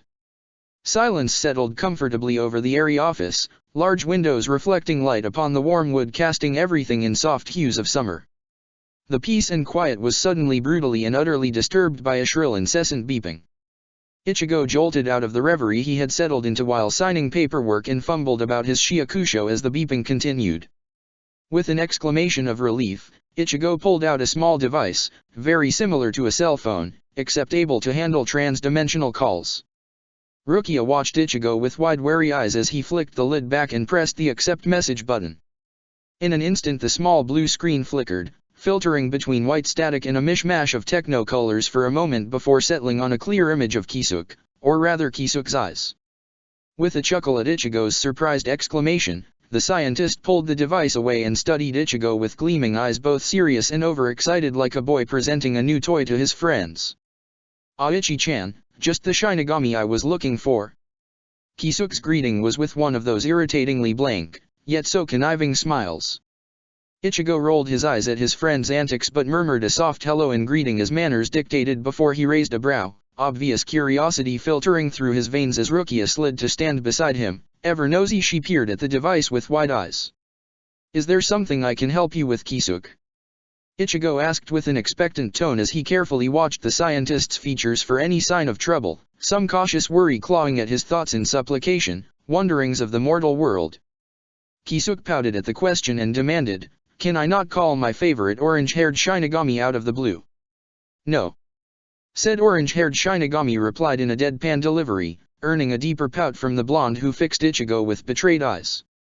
After a minute Ichigo rolled his eyes at the antics of his friend and let his lips curve into a small rueful smile. Kisuk brightened at the motion before his features darkened once more like a light fluttering and he asked, "Are you doing anything important right now, Ichigo?" "Unless you consider paperwork important, no." Ichigo responded with a half grin, gaze quickly darting to Rukia, who had flashed Ichigo a glare at the disrespect he had shown the paperwork but was still absorbed in the conversation. Kisuk placed a hand on his chest in one grand flourish he had probably picked up from Aizen's influence and responded, "Paperwork not important? What blasphemy! It is the threads that form the grand tapestry of life." The young captain snorted at the flagrant lie, before devolving into full-blown laughter at his friend's dramatics, as Kisuk followed Ichigo's example and broke into laughter, the sound filling the office with a soothing sort of warmth. Breaking off into soft wheeling laughter, Kisuk calmed himself with deep breaths, drawing his striped hat over his eyes for a moment to recompose himself before once more a serious expression flew across his features. Ichigo mimicked the serious aura, eyebrows furrowing as he waited for the scientist to speak. "Recently there's been a lot of Reisu activity, souls disappearing, and the like in the mortal world. I think this might be the bounce you were speaking of," Kisuk stated seriously, ever tactical and dissecting with his words. Ichigo scowled as he absorbed the information, desiring to bang his head against the desk in front of him, which would probably concern or irritate Rukia. Instead, in a moderately done with your shit fate tired kind of voice, he asked, already? It's only been about 3 weeks since Muramasa. The blonde captain shrugged at Ichigo's complaint in a helpless manner, even as a vaguely sympathetic look passed over his features, before being shuttled away by some passing train of thought. A tap on Ichigo's shoulder pulled his attention away from the device in front of him, and he turned to face Rukia, who was studying the screen with a serious expression. Quietly she asked, "Is there trouble in the mortal world?" "In Karakura town." Ichigo debated answering falsely for a half moment, allowing Rukia to stay in Soul Society while he dealt with the problem before he bitterly recalled the feel of Rukia hitting him and decided against it. She would likely find out in the end anyway, and that would be far worse. It was better to save what brain cells he still possessed. So Ichigo nodded and reassured, "It's something a few captains will likely be able to take care of easily, well depending." "Nope, they'll be able to handle it." The orange-haired captain finished his dubious reassurance with a confident smile and returned his attention to Kisuke, who was looking up at Ichigo with far too amused eyes. Running a hand through his hair, Ichigo mentally went through the map of things he needed to finish on his never-ending list, though this one consisting of the upcoming week was considerably shorter than other lists Ichigo had been forced to make. There was a captain's meeting to go over the recent renovations to Soul Society, a meeting with Anohana, and of course his normal duties as captain. But with Toshiro in the barracks, Ichigo would likely be able to leave everything in the midget's capable hands. "Should I come over?" Ichigo questioned with a raised brow to his scientist friend, knowing the answer but wishing to leave it in his friend's calculated judgment. Kisuke pursed his lips for a moment of thought, pulling a fan out from one of his extensive, never-ending sleeves. The scientist flapped the graceful thing in front of his features for a minute before responding, "Is it wise for you to be coming over?" The orange-haired Shinigami elected to ignore the question and its somewhat redundant yet valid point, and instead grinned at Kisuke, something anticipatory filled with predatory corners. Before Ichigo could respond that he would be there as soon as possible, a tug on his Shiakusho pulled Ichigo's attention away from the call to Rukia, still standing at Ichigo's desk, arms folded over her chest and lilac eyes stormy at being ignored. They softened minutely once the lieutenant of the 13th Division had regained Ichigo's attention, something like hope glimmering in her eyes. She questioned, "Is the trouble in Karakura town, Taiko?" Ichigo again thought briefly of denying the question in a half-wish to protect the lieutenant, before once more he recalled Rukia's famous violent temper and instead nodded in the positive. A conflicted look made war across Rukia's noble features for a moment, clashing in great hues of hope and trepidation before the lieutenant questioned, both hesitant and courageous, "Would I be able to come with you, Taiko? To see the Kurosaka children?" The captain of the 10th questioned bluntly, already knowing the answer but needing to see the lieutenant's reaction. Rukia blushed faintly but nodded, one hand shifting to the hilt of Sode no Shirayuki settled at her hip and promise, eyes blazing with 1,000 emotions that swelled and finessed itself to a knife point. Ichigo nodded in acquiescence of Rukia's request, earning a thankful but grim and understanding smile. Returning his attention to the device, and Kisuke fidgeting with some metal contraption, Ichigo announced, "Kisuke, consisting of myself and Lieutenant Kukaki, are going to head over in a few, expect us whenever. Hopefully the Danga doesn't screw anything up again." Kisuke commented cheerfully, almost absently in reply, as he absorbed the new member of their party with curling lips. Shaking his head with a roll of his eyes, Ichigo commented, "We'll see you soon, Kisuke." "Indeed, don't take too long, Ichi-kun," the blonde scientist replied with a flourish as the screen phased into harsh static before falling silently. Dragging a hand over his face in exhaustion of the endless rush of life, Ichigo took a deep breath before he flared his Reisu, attempting to call the attention of his lieutenant. Mission somewhat successful judging by the Reisu approaching, Ichigo turned to Rukia and sternly instructed, "Please go and inform your brother of our impromptu trip, promise him we'll be back relatively soon, and meet me back here in 10. Go." Rukia gaped for a moment, looking dangerously close to deciding to hit Ichigo at the order before she nodded, determination dancing prettily across her features as she disappeared in a hum of shunpo. A near second later the shoji doors to Ichigo's office slid open with a rattle and Toshiro entered, gaze close to both murder and stoicism in a remarkable mixture as the midget stared Ichigo down, likely questioning why he continued to serve under the orange-haired captain. "Taiko, is there something I can assist you with?" Toshiro questioned frostily, leaving to Ichigo to chuckle faintly and somewhat ominously before he replied, "I'm going on a trip to the mortal world, probably short-term, about a week. I need you to manage the division. And don't worry about it, Toshiro, you'll do fine. Ichigo reassured at the vaguely terrified expression that appeared at the statement about the captain of the 10th's sudden leave of absence. As much as the white-haired lieutenant complained, they did actually get along fairly well. They had an understanding of duty and responsibility, and in any case in the midget's eyes it was an upgrade for Miss Hine. Toshiro sighed, a tired sigh, the one he usually used when Ranjika was in the room, and asked, "Is it actually an important mission?" "Why, Toshiro, I'm offended you think I would go on lackadaisical missions for no reason," the captain responded with a grin before his expressions darkened to seriousness, and he continued, "There's trouble in the mortal world that I need to deal with, and I need you to manage the division while I'm gone." In an instant, at the cool tenseness of the room, Ichigo's words had brought Toshiro knotted a protective statue of grim determination, shifting his eyes around the office in silent contemplation of all the tasks he would need to handle. Knowing the kid would be more than fine, and that it was likely good practice for the lieutenant in any case, Ichigo scrubbed a hand over his brow in a final manner and thought over who he needed to contact before he left for the mortal world. Glancing up at the white-haired lieutenant through his bangs, Ichigo nodded to himself and asked, "Toshiro, if I could ask you a favor." The lieutenant regarded Ichigo with wary eyes before seeing the determination and thought behind the request. He conceded with a sharp nod, and Ichigo continued, "I need you to tell the Suteiko that the Bounce are in the mortal world and that I'm handling the situation. I also need you to speak to Hirako Teiko, Lieutenant Yadomaru, probably Ranjiku, and if Jin is available you can talk to him. Tell them to be alert for a mission to the mortal world. It's likely we'll need backup." "I understand, Teiko. Is there anything else you need me to do while watching over the division?" Toshiro nodded and asked, seriousness carved into his features like an ice sculpture.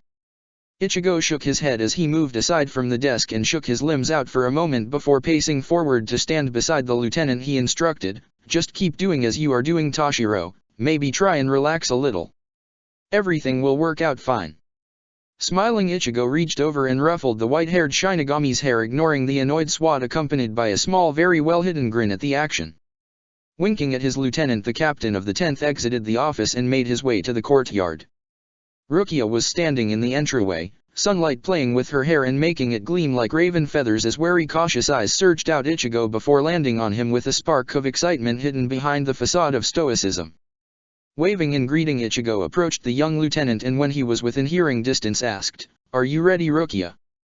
The Kukaki noble nodded, eyes flashing suddenly sharp in challenge as if daring Ichigo to deny her the opportunity to return to the mortal world. Ichigo just shook his head in amusement, ruffled her hair, a habit he refused to drop, earning once more an annoyed swat, and stepped to the canter of the courtyard. Unsheathing Zanjutsu with an elegant hiss, Ichigo thrust the blade between the fabrics of the world, Reisu flowing about his form in a gentle, untamable breeze. With a near unnoticeable click, the shoji doors appeared, sliding open in a graceful manner in a halo of light. Ichigo turned and beckoned Rukia forward as the Jigo Kuko appeared to guide them. Stepping through the doorway, Ichigo ignored the near unfelt chills that always accompanied a journey through the dimensions, as if questioning their existence. Hearing the careful and precise steps of Rukia behind him, Ichigo began to move through the Danga precipice as the Jigo Kuko floated ethereally in front of them. The shoji doors opened onto a familiar yard, carded in the last rays of the sun beginning to fade in the approach of the evening. Stepping into the yard as Rukia followed behind him, the captain let his Reisu sweep out in broad crawling strokes, searching for the Bount, and inevitably finding the mansion where they had dwelled the last time. Their presences were akin to that of a vampire, something sucking on the local Reisu, leeching from the world around them, but they were there nonetheless. Kisuke appeared in his usual bustle of antics and flourish of fabric as the retired captain stood on the deck, fan flapping in whimsy as he studied the two of them with piercing Athena grey eyes. Ichigo shook his head in amusement at the familiar dramatics and beckoned Rukia forward with a lax wave over his shoulder and marched towards the lesser-known entrance to the Urahara Shoten. "Perfect timing, Ichi-kun," the scientist said in greeting as he stepped aside and let the two Shinigami enter the Shoten, the scent of incense and candy lingering on the air in a heady cloak accompanied by a thick layer of dust. Without Tessai spending near all of his time there, it was left to the division Shinigami on rotation to manage Kisuke's less than cleanly habits. The former captain followed amiably behind the two as Ichigo led them to the sitting room, idly observing a few of the flickering lights, and the furniture. The man hadn't changed since they had first bought it near 50 years ago. "Ichigo." Rukia began only to fall silent as Ichigo held up a fist and cautioned, "I know you have ulterior motives in coming to the mortal world, mainly in meeting up with your friends. But since you're here you'll likely become involved regardless, and I could always use an extra hand. So, you need to know what's going on." The young lieutenant furrowed a brow at the statement, obviously catching on that there was more at stake than unusual Reisu. Regardless, the determination Ichigo had always respected in the raven-haired youth made an appearance as Rukia conceded with a formal bow. Kisuke chuckled at the interaction as Ichigo settled at the low table and rolled his eyes at the man, Rukia sitting with carefully trained elegance. A second after they settled at the low table, the shoji door slid open and a plain Shinigami, likely from the 7th Division if the hairstyle was any indication, entered the room, a tray holding both a teapot, cups, and other accoutrements balanced on one arm. Kisuke grinned, somewhat evil, at the appearance of his underling and beckoned the Shinigami forward. The man followed the wordless instructions and set the tray on the table, eyes darting around and observing the Shinigami seated like a deer in the den of a predator, before bowing once to Kisuke and darting out of the room. Following proper etiquette and manners, though likely also taking pleasure in the wary glances Rukia was casting the scientist, Kisuke served the tea, a chai, or something of the like. The silence sat between the three occupants as Ichigo calmly waited for one of the Shinigami to speak first, taking pleasure in the silence and the lull before what he knew instinctively would be once more a harrowing week. Some part of Ichigo was still desperately considering a vacation to some southern country with Byakuya, if only to get away from the mess of Soul Society and let the Godi 13 handle their own problems. Kisuke was the first to crack in the drawn-out silence, ever immature and lacking patience when it came to anything involving demonstrating or showing an invention. With a tip on the brim of his striped hat, Kisuke placed one of his devices on the table, one that was shiny silver with a halo blue screen that flickered and glowed. Besides the device he placed 3 Mod Soul pills. The Bounce have recently become active in Karakura town. The scientist stated in an overly serious tone, shadows cast onto his features by the brim of his hat. Ichigo nodded in understanding and repressed the urge to roll his eyes at the show Kisuke was putting on, in part because he could, but mostly to explain to the lieutenant. "What are Bounce?" Rukia asked with a raised brow, a serious expression like a drawn knife carved onto her features, displacing the normally kind demeanor. Kisuke suddenly flipped from his overly serious demeanor to eccentric candy shop owner and explained with a bit of a cheery tone, "The Bounce are a tribe of artificially created beings that manage to live indefinitely so long as they consume souls. They were originally an experiment by Soul Society to create artificial souls, mod souls as you know them. But there was an accident and they were born in human bodies." Kisuke explained carefully, pausing and allowing Rukia to comprehend the explanation. As much as Kisuke loved to talk heads above everyone else, when it came to real teaching he could honestly provide an education of certain subjects in a more than sufficient manner, that is if you excluded combat training, as Ichigo would attest to in spite. And now they want revenge on Soul Society, surprise, surprise. Ichigo commented with a drawl thick with irony as Rukia startled to pin Ichigo with a surprised look, and Kisuke nodded along, something truly exhausted, not the type from staying up for 3 days straight, pulled at gray eyes. A moment of silence lingered at the severity of the statement, as tea was sipped at and Ichigo listened to Shiro compose a rendition of some pop song. Which is part of the crux of the matter, young Kukaki-san. They need a Quincy to do that. Kisuke finally added a few seconds later as he sipped at his tea, making a face at it briefly, likely not enough sugar for the man, before continuing to drink the scorching liquid as if it was alcohol. Rukia furrowed a brow in thought at the guideline they had left her, as she recalled the numerous friends the twins had likely made before she stated, "But there are no Quincy, other than Ishida, who is the twins' cousin." A look of dawning realization splashed across Rukia's features as she verbally connected the dots. The twins, Masaki, and the Ishida family were all at risk of the Bounce targeting them on their revenge quest, much to Ichigo's concern and ire. Kisuke nodded, something serious stealing over his features. He commented, "Not that I suspect most of them couldn't handle themselves, least to say Hine is there as well. But some extra help and a bit of warning are always good. And thus, for that purpose are these mod souls here." Kisuke finished, far too chipper for the fading sunlight streaming in through a window cut high into the walls, as he pointed at 3 glossy pills sitting innocently on the table. Ichigo ran a hand through his hair in response, even as Rukia leaned closer to study the pills as if one might contain Chappie, unfortunately still an obsession of the raven-haired Shinigami in this timeline. It was likely something universal. These mod souls are able to detect the presence of the Bount. And we will place them in these vessels. The scientist stated before plopping 3 very familiar stuffed animals on the table. Ichigo tamped down on the urge to reach over and prod one of the soft plus highs and instead watched as Rukia was instantly enamored with their small and admittedly adorable forms. The other Shinigami will probably arrive a few days from now, once the Bounts make their first move, Ichigo stated before turning to Rukia. Gathering her attention, the orange-haired Shinigami continued, in the meantime we should go inform the Kurosaki and Ishida family of the potential danger. It is likely one of the mod souls will be able to keep an eye on them as well. Rukia nodded in agreement, light sparking in her eyes and giving them a brilliant hue that made Ichigo's chest ache in a pang of fondness and nostalgia, half recalling the Rukia he had known with a bitter smile before he shook it away.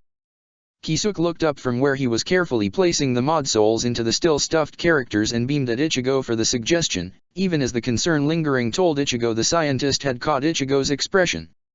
Nodding enthusiastically, the scientist gently pushed Nova into Ichigo's hands, uncaring that the captain instantly passed the plushie to Rukia. He said, "That's a great idea, Ichigo. Take Nova, the mod soul you're holding with you. He'll be able to detect the Bounts if they decide to attack someone with striking orange hair walking almost completely alone in the evening. Feel free to return to the Shoten afterwards." Kisuke offered with a genuine glint to his eye before he quirked a brow in thought, a pensive expression dyeing his features like a Greek statue. The man began to talk to himself as Ichigo and Rukia pushed themselves to their feet. Urahara led them to the back of the shop where he proffered 2 Jigai on them without prompting, which Ichigo was more than thankful for. Interrupting the scientist in the middle of one of his chattering fits filled with random ideas was not easy.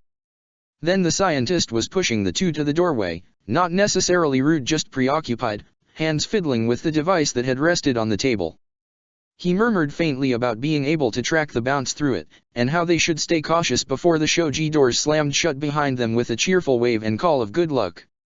Ichigo and Rukia shared a bemused glance at the antics of the former captain before cracking into light laughter as the sunset settled around them in freshly woven colors. Turning his attention to the familiar streets of Karakura town surrounding them, Ichigo embraced the nostalgia of it all for a moment before he said, "Come on, let's go slay some vampires." Rukia traded Ichigo a fairly quizzical look bordering on physical abuse, likely only vaguely understanding the reference even as she socked Ichigo on the shoulder for propriety's sake. Ichigo scoffed at the midget's antics as he fell into line behind Rukia and let the sunset and Karakura fall over him, thoughts vaguely straying to the Bounts, and to seeing his family again. X. Chapter 60, Collude. X. Masaki opened the door, warmth streaming almost beckoning from the doorway in hues of gold where the woman stood radiant in it. Ichigo was standing beside Rukia, who had Nova sitting happily on her shoulder, under the cover of the evening ducked his head for a moment, unable to bear the sight of his mother, happy, alive, content, smiling in greeting with crinkled eyes and the same smile he himself rarely bore. Rukia looked upon the woman with the same kind of adoration of anyone who'd been in Masaka's circle of influence for more than a week, as the mother recognized the 2 Shinigami with bright eyes and stepped aside with a light greeting, "Good evening Kukaki-san, Ichigo." Ichigo nodded in kind, mustering a smile that was all the warmth twisting itself into knots inside his chest, even as Rukia murmured a proper greeting, Kukaki sensibilities influencing her words. As they glided through the doorway, the raven-haired lieutenant landed Ichigo with a suspicious glance that Ichigo could simply feel like a sixth sense, poking and prodding relentlessly in its curiosity. Idly Ichigo wondered what the Kukaki brat was trying to puzzle out as the door closed firmly behind them with a click and the light of the Kurosaki household washed over him, familiar tawny walls, bathed in warm colors, scents of spices and fragrant candles, all like a sea of sensations eclipsing his thoughts for a moment before there was a rustle of noise and the twins appeared in the hallway followed by Ashine. The captain of the 5th paused in his lax observation of the room at the sight of his sisters. Quietly with an inhale he observed their smiles, the light in their eyes, and how they had grown since last he had seen the 2. Masaka cast Ichigo a knowing look but said nothing as the young captain pulled himself together with a small smile that smoothed the lines of his thoughts. Elation and surprise darted across the twins' features at the sight of not only their uncle but also their close friend. Ichigo could almost detect the moment of indecision where they attempted to decide who to tackle first before they were darting forward with cries of Rukia's name. Ichigo didn't mind in the slightest. The sight of the three colliding in a large pile of arms and laughter brought a wistful expression to Ichigo's features, one thick with the nostalgia of his own past and the friendships he had formed that would never be. Ishine slipped past the twins and Rukia's subsequent dogpile to stand beside his wife, who greeted him with a kiss and eyes glowing with mirth. The lady of the house watched the scene with a hand over her mouth to muffle the sound of her laughter, and an easy grin was splashed across Ishine's features at the scene and the warmth that permeated the atmosphere at the reunion. Rukia had wanted to return to the mortal world likely as soon as was possible. She had told Ichigo with a half-smile that she had promised to live. It had been that desire that had allowed her to succeed against the Arrancar she had faced. But with first the war, the cleanup of the war that was interrupted by Muramasa, and the subsequent cleanup and paperwork of everything since, Ichigo knew the lieutenant hadn't had the time for a true visit. Maybe she had stolen by once to see that the twins were alive, but then it was far too likely. Duty and responsibilities would have called her back within the hour. Part of Ichigo had also wanted to visit the mortal world if he could spare a moment to catch a breath, to make sure none of the Espada or other Arrancar had turned their eyes to the mortal world. The captain of the 10th had been in the same workaholic state of Rukia, perhaps even more so, which had prevented any attempts at the endeavor. But it seemed there was nothing to worry about, which settled the lead weight hovering over his chest. Sensing the attention of the other adults in the room like cicadas humming on the edge of one's hearing, Ichigo glanced over to find Ishine's eyes staring into the orange-haired Shinigami's. Ever-piercing silver molten like a fire from the hearth, possessing all the rarely seen seriousness the former Shiba captain possessed, demanding and questioning softly at the same time. Masaka standing beside her husband held the same sort of steel, though hers was more that of the cold unyielding tundra, regal and proud. "Is everything okay, Ichigo?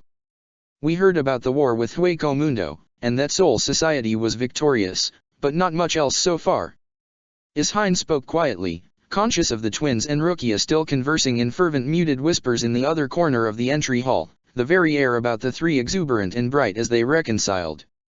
Ichigo pursed his lips at the question, thoughts drifting once more to the past few weeks before he banished them, and nodded. Eyes serious, he responded. "Soul Society is recovering from the war. There were no serious casualties among the upper echelon, but some of our forces were lost in the battle. What may surprise you is the treaty between the Espada and Soul Society, a sort of cessation of hostilities. The problem is the after part." The doctor's shoulders visibly untensed as he breathed a sigh of relief at the hidden meaning of the words Ichigo had spoken. None of the Shiba clan or anyone of great concern to the Shiba family had perished in the war. Half a second later the man was once more the picture of a Shinigami captain as he studied Ichigo with those fire-entrenched eyes and a raised brow, gesticulating both to Ichigo's unfinished statement and the allusion to peace between Hueco Mundo and the Shinigami, which would sound strange to anyone who hadn't witnessed the war. Multiple different factions have seen the end of the Winter War as an opening to seek out power and revenge against Soul Society. A few weeks ago, there was the Zanpakuto Rebellion, and now the Bount have appeared. Kami knows what's next. Ichigo elaborated with exhaustion and dry resignation saturating his tone as Masaki and Ishine traded concerned glances at the information before lauding Ichigo with equally concerned eyes, as if trying to pick apart his mental and physical health from a glance. He could almost feel Masaka's intense gaze, studying the youth as if to ascertain both physical and mental wellness, and if they were subpar then the captain knew the woman would kindly remedy it. Ichigo was fine. To be factual, he had finally submitted to booking more appointments with Anohana, who would have chased him down otherwise. Plus, the few weeks in between the next crisis had been a break of sorts, amid more negotiations and diplomatic visits to Hueco Mundo, captains' meetings, and the general mania of the Godei 13. "How are you, Ichigo?" Masaki asked gently, all mothering concern, eyes soft in kindness, as she took a half-step closer and rested a reassuring palm on Ichigo's arm. The orange-haired captain resisted the urge to crumple like paper in the face of water, maybe sweep his mother into a hug. Instead Ichigo tilted his head to the side, letting a genuine smile grace his features. He responded, "I'm surviving as well as can be."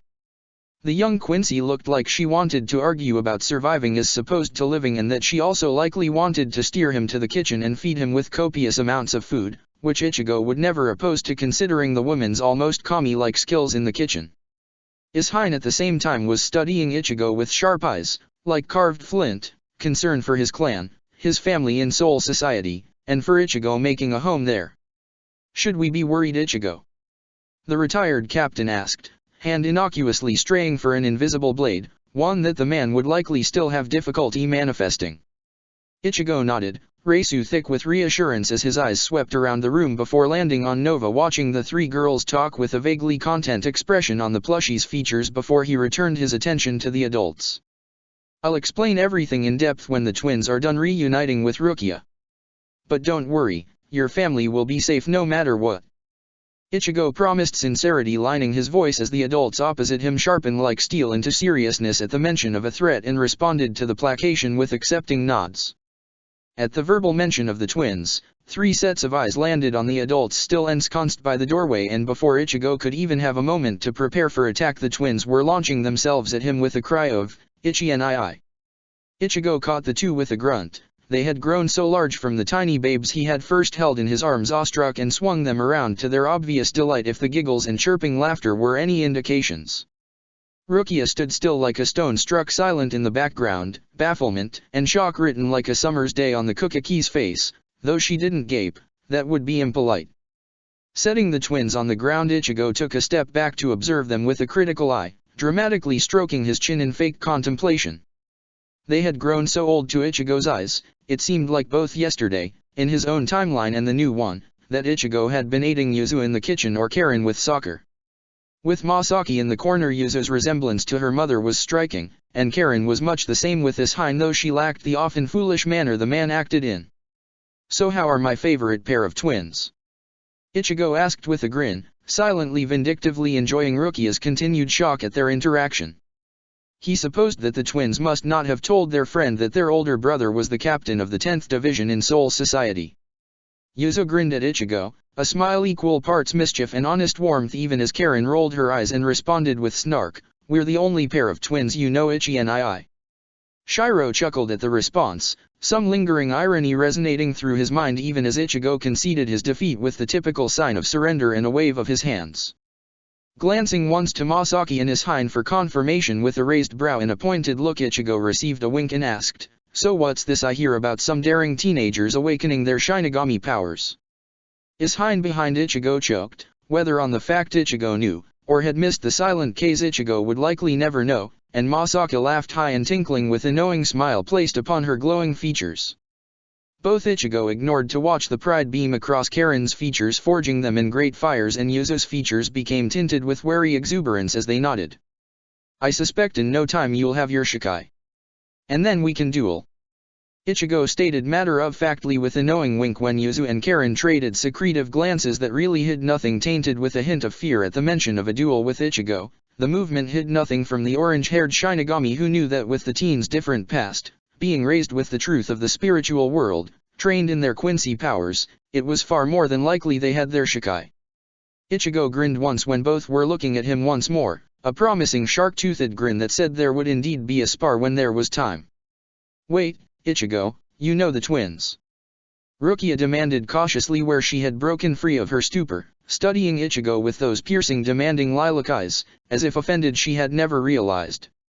Ichigo nodded with an abashed smile and resisted the urge to rub the back of his head. Instead his hand drifted to where Zanjitsu would rest if not in a Jigai. "Well, Ishine is my uncle, and when he went missing I wasn't so lackadaisical in my searching as some would believe, or the reports would dictate," Ichigo explained, straying away from anything involving an explanation relating to his knowledge of possible future outlets. Rukia narrowed her eyes once more at Ichigo and stepped forward. In the next second, in between the warning bells blaring in Ichigo's skull, she kicked his shin with a vindictive and challenging glare. The captain of the 10th muffled any plausible curses Masaki would disapprove of, which was basically everything Ichigo knew, and instead cradled his injured shin with a hiss. "What did you do that for, midget?" The orange-haired Shinigami squawked indignantly with a scowl furrowing his brows. Rukia harumphed and crossed her arms over her chest in response, imitating perfectly a high-born noble with their nose in the air. She responded, "That's for not telling me, idiot." The twins burst into laughter at the squabbling between the two Shinigami, even as Masaki and Ishine joined in with fondness to their gazes. Ichigo sighed in resignation and shook his head with a half-bemused smile decorating his features, even as he glanced to Masaki and covertly nodded his head once. The woman, ever aware of the situation in the same manner if not more so than her husband, nodded in understanding and with a smile like the sun unsheathed ushered everyone into the living room with a precise manner that belied her easy handling of a situation. Rukia paused for a moment in protest, the cook a key part of her likely citing that they deal with business and all its formalities in the entryway or in a formal setting before reuniting with the twins. Ichigo shook his head and ushered the lieutenant forward with a light push, which earned him a glare even as Rukia was bodily dragged between the twins onto the couch. Masaki returned from the kitchen a moment later, a pitcher of cold tea and glasses balanced elegantly on her arm as she placed it on the table before swatting Ishine so that he would move from where he was occupying the other entire couch so that the woman could sit. Ichigo reached forward and poured glasses for everyone before settling in one of the chairs with a decent view of the whole room, the attention of the occupants almost unspoken fixated on Ichigo. Recently the war against Hueco Mundo ended. Yes, Yuzu and Karen, you can speak to Rukia about it later. But that isn't why we're both here today. The end of the war created a sort of power vacuum. Certain factions see the end of the war as a weakening of Soul Society's strength and power and an opportunity for revenge. Already we have dealt with one such faction and it appears another one is beginning to amass its power. We wouldn't concern you all if you weren't spiritually aware and potentially in danger. The Bount are artificially created souls that consume souls to extend their lives, basically a vampire. They were created by Soul Society, but in an accident escaped, and now they want revenge, of course. However, they have no way of entering Soul Society except through the aid of a Quincy. Ichigo finished in the sinking silence and took a sip of the tea, listening to Asen's calming reassurance hum like white noise at the back of his mind as Ishine and Masaki traded concerned looks, backed by the unbreakable steel of parents determined to protect their children. Yuzu and Karen were also speaking without words over Rukia's head, the determined fire of a protector, and a bit of a hero complex sparking in both sets of eyes. Some part of Ichigo wanted to sigh and shake his head at the two, even with the different way they had been raised they were still going to try and aid them. Perhaps it was a Shiba or Kurosaka thing, though far more likely it was the teachings of Masaki and Ishine. It made Ichigo both proud and equally worried at the same time because he knew the twins would be on the streets trying to help in whatever way they could against the Bounts. The silence continued thick and heavy among the family as they comprehended that the three, excluding Ichigo, Quincy sitting in the room were in potential danger. Though Ichigo suspected it was hardly likely they would target Masaki, she could manifest a bow, but her power would never be what it had been. Ichigo had in essence done as Wiwak did to his followers, given her a piece of his own Quincy powers, and while she was alive it was certainly different from before. The twins, on the other hand, were a far more likely target, both because of their power and age. What about Uri and his family? Won't they be in danger as well? Ichi? Yuzu questioned in concern, concentration furrowing her brow and curving her lips in a manner that Ichigo would privately admit was adorable. The other occupants of the room twitched at the question as if pulled from their own bubble of ever downward spiraling thoughts as Rukia, along with the twins, fixed Ichigo with a half-panicked glance. Relax, I'm going to talk to them afterwards. Which reminds me, Ichigo paused and beckoned Nova forward from where he was perching behind the chair and continued, this is Nova, he's a mod soul that can detect the presence of the Bount. He's going to stay with you guys to help keep you safe. No arguments. Ichigo finished sternly channeling all of the dire captain he thought the family could handle as Nova jumped onto the table before padding over to study the twins with quiet eyes. Karen looked like she wanted to protest their sudden bodyguard, even as Yuzu bit her lip indecisively. It's for your safety. And Nova is really quiet and nice. Rukia reassured softly with audible warmth and sincerity as the plushie blushed at the kind words. Ishine and Masaki shared a glance gaze darting from the stuffed animal to Ichigo before Ishine asked, what do you plan to do, Ichigo? The orange-haired Shinigami furrowed his brow at the question and after a moment replied, hopefully we can subdue them before they manage to invade Soul Society or cause any bodily harm to any Quincy. Maybe if possible try to talk them out of it. Soul Society isn't so inclined to point and kill anymore. We know where their base is, it's all a matter of finding out their plans and reacting accordingly. Ishine nodded at the response, serious demeanor slipping away slightly to be replaced with a goofy smile as Masaki tangled her hand in her husband's with an expression that balanced on the edge of a knife. Karen, studying Ichigo and Rukia with piercing contemplative eyes, questioned, how long do you think you'll be here, Ichi? The captain of the 10th shrugged his shoulders helplessly, knowing that a prediction would likely be proven fatally wrong by one thing or another, and responded, "It's hard to tell, but hopefully only a week, otherwise Byakuya will be mad at me again. Not to mention my lieutenant." Ichigo's wry commentary received a quick burst of laughter that helped to dispel the tense atmosphere, replacing it once more with warm camaraderie as Rukia shook her head at the captain's words and Karen rolled her eyes. Idly glancing out the window as instincts chattered incessantly beneath his skin, Ichigo ran a hand through his hair and let his eyes wander to Masaki and Ishine. The couple was watching Yuzo, Karen, and Rukia talk with love saturating their gazes in a way that made Ichigo's heart ache even as it brought a small tender smile to his own lips. Steering his attention back to the topic at hand, Ichigo stood and said, "Rukia can fill you all in on the rest. I'm going to go and speak to the Ishida family. I will be at the Shoten if anyone needs me, though I doubt Rukia will be returning there tonight." Ichigo finished with a knowing wink as the three teenagers flushed and the adults laughed, even as Ichigo received a serious nod of confirmation from Ishine, will and promise flashing like an unsheathed blade before it was once more submerged under familiar light hues.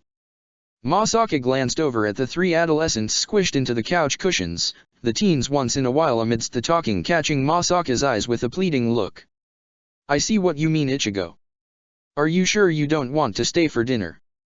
Masaki asked kindly and with warm sincerity. After the first night they had met, the scarily perceptive woman had all but forcefully adopted Ichigo into the family, not that he complained much.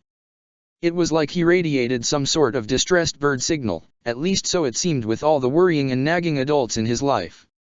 "I'm fine, thank you, Masaki. But I promise to stay for dinner one night, so I can hear of Karen's soccer games and Yuzo's cooking attempts." Ichigo promised with a grin as the blonde woman nodded with an accepting smile and responded, "I'll hold you to that, Ichigo. Honestly, thank you for coming to warn us." The orange-haired Shinigami nodded at the thanks before turning his attention to the mess of limbs swallowing the couch. With an amused chuckle, Ichigo called out, "Girls, I'm leaving now. Eat all your dinner, stay hydrated, and don't cause trouble for you mom. Rukia, I'll meet you tomorrow at the Shoten." In response, Ichigo received muffled yelling that sounded vaguely like it could have been a goodbye or an acquiescence. Regardless, Ichigo shook his head and reached out to clasp Ishine's hand in a silent show of support and promise before turning once more towards the doors. Masaki rose to her feet and with a gracious smile to her husband guided Ichigo to the front hall, even though he would be able to walk the halls in his sleep if he truly needed to. When they arrived at the entryway, bathed in the warm glow of the electric lighting above and the muted yellow paint like the first touches of spring, Masaki folded Ichigo into a tight, all-embracing hug. She ignored the way he stiffened in her grasp, how his breath stuttered for a second, and Ichigo likewise said nothing on how she noticed nothing. "Stay safe, Ichigo," the woman cautioned with a knowing eye as she stepped back enough to plant a quick kiss on his cheek accompanied by a cheeky wink. Ichigo rolled his eyes at the woman and nodded, not necessarily a promise because Kami knows Ichigo and safe in the same sentence didn't ever end well, but an effort to try would be made in any case. With a final nod, Ichigo opened the door and stepped out into the cool night air. He waved once over his shoulder to the sound of the closing door before he began to walk forward, the familiar streets of Karakura town rising up to surround Ichigo on all sides. In the early darkness of the evening, some things appeared menacing, but the general air of the neighborhood was quiet and serene, the rustle of Karakura humming like a forgotten song as Ichigo's feet led him unflinching on a path he had taken 1,000 times before. The Ishida home was exactly how Ichigo remembered it, all clean lines and with that faint sense of coldness, though in this timeline it was far less pronounced, almost overtaken by the warmth of the family within. Ryukin would never be an overly affectionate man and his home reflected some of that even if the other members of his family sorely contested it. Ichigo knocked once and silently prayed he wasn't interrupting their dinner as he waited for the door to open, or for a Quincy arrow to materialize beside his skull. Either was at the moment acceptable. After a minute and the sound of shuffling feet, the door swung open to reveal the weathered and kind face of Soken Ishida, eyes wide behind the rim of his glasses as the man took in the captain standing in front of him. Before Ichigo could speak in greeting to the elder, Soken stepped forward and swept Ichigo into a quick hug, the Reisu of the Quincy reaching out in cool calming waves to wash over Ichigo. The elder pulled back after a quiet second, crow's feet crinkling in the corner of his eyes as he smiled up at Ichigo in obvious warmth. Ichigo returned the same courtesy, fondness saturating his features like living sunlight as the elder Quincy swept his eyes over Ichigo, checking for bodily harm. More than a few times the captain had appeared in some state of injury. "Ichigo, it is good to see you. Come in," Soken said with the rustling whispering tones of the elderly as he stepped aside, and the earthy glow of the interior spilt out onto the doorstep. Ichigo nodded in kind, following the old man into the house with his Reisu sweeping out about him in greeting, and replied, "It is good to see you as well, Soken." Closing the door with a polite click, Ichigo continued to follow the elder as he led the orange-haired captain to what served as the living room in the Ishida household. Senses reaching out beyond his fingertips, Ichigo identified the presences residing in the house with careful ease, knowing Ryukin was already more than likely aware of his presence. The man had never openly disapproved of Ichigo in Soken's presence or Uriu's, on the elder's instinct, but Ichigo knew in the same manner of Ryukin's character that he disapproved of everyone. The sound of quiet conversation accompanied by running water settled upon the two spiritual beings as Ichigo followed Soken into the living room and its connection to the kitchen. With a pause of Reisu, the silver-haired Quincy turned to face Ichigo, eyes still kind in their serious hue. He asked gravely, "As much as I love seeing you again, Ichigo, I sense this visit is of great consequence. Is everything all right?" Ichigo scrubbed a hand over his face at the question and glanced towards the ground. A nice varnished hardwood, in thought and avoidance, only once glancing into the patient yet spear-driven eyes of the Ishida elder. Zanjitsu Asen's reassurance hummed softly through Ichigo's mind like the rushing of waves upon the sand as Ichigo took a breath and mustered his courage before saying, "There is a faction in Karakura town that is seeking revenge against Soul Society, and they may try to attack your family." Soken's eyes widened at the statement before his brow furrowed and his Reisu paced listlessly at the knowledge, swirling with the promise of protection and harm to enemies. The silence lasted only a moment before the elder looked up, gaze knowing beyond all the years of his mortal life as Soken asked, "But that is not all, is it?" Ichigo's shoulders slumped at the statement, the words like a clock striking a final hour, even as he conceded with a nod, fingers clenching reflexively over where the hilt of Zanjitsu would rest in his Shinigami form. The elder arched a brow at the revealing gesture and asked, "Then you've felt it?" The captain of the 10th nodded once in sharp acknowledgement, thoughts like glass stained by time darkening at the thought of what would soon sweep upon the world. How he wouldn't be able to protect everyone, how he knew it was impossible to predict the actions of the future in such a tremulous state. A fracture of Ichigo was also relieved at thought of it, the end of the great parade of enemies, the idea of peace. Soken nodded once in understanding, Reisu sharpened like electricity where it surrounded the old man. It was likely, Ichigo knew, though tried to ignore, that the old man would not live past or maybe even to see the Quincy War. It was for the best, as the man, like Ichigo, believed in peace between the two races as inevitable as war was in the end. Still, it heartened Ichigo to see that same spark of life he admired in the elder Ishida. As if sensing wandering thoughts tunneling deeper into the core of his problems, the elder Quincy rested a palm on Ichigo's arm, eyes understanding. He reassured, "Do not worry, Ichigo, fate has a way of tying up loose ends to create a grand tapestry for all of its faults." Ichigo cracked a grin at the wise words the mentor had spoken and nodded his thanks, Reisu reaching out to surround the elder in the imitation of an embrace. Soken smiled in kind before ancient eyes turned to the kitchen where the light had faded along with the ripple of water.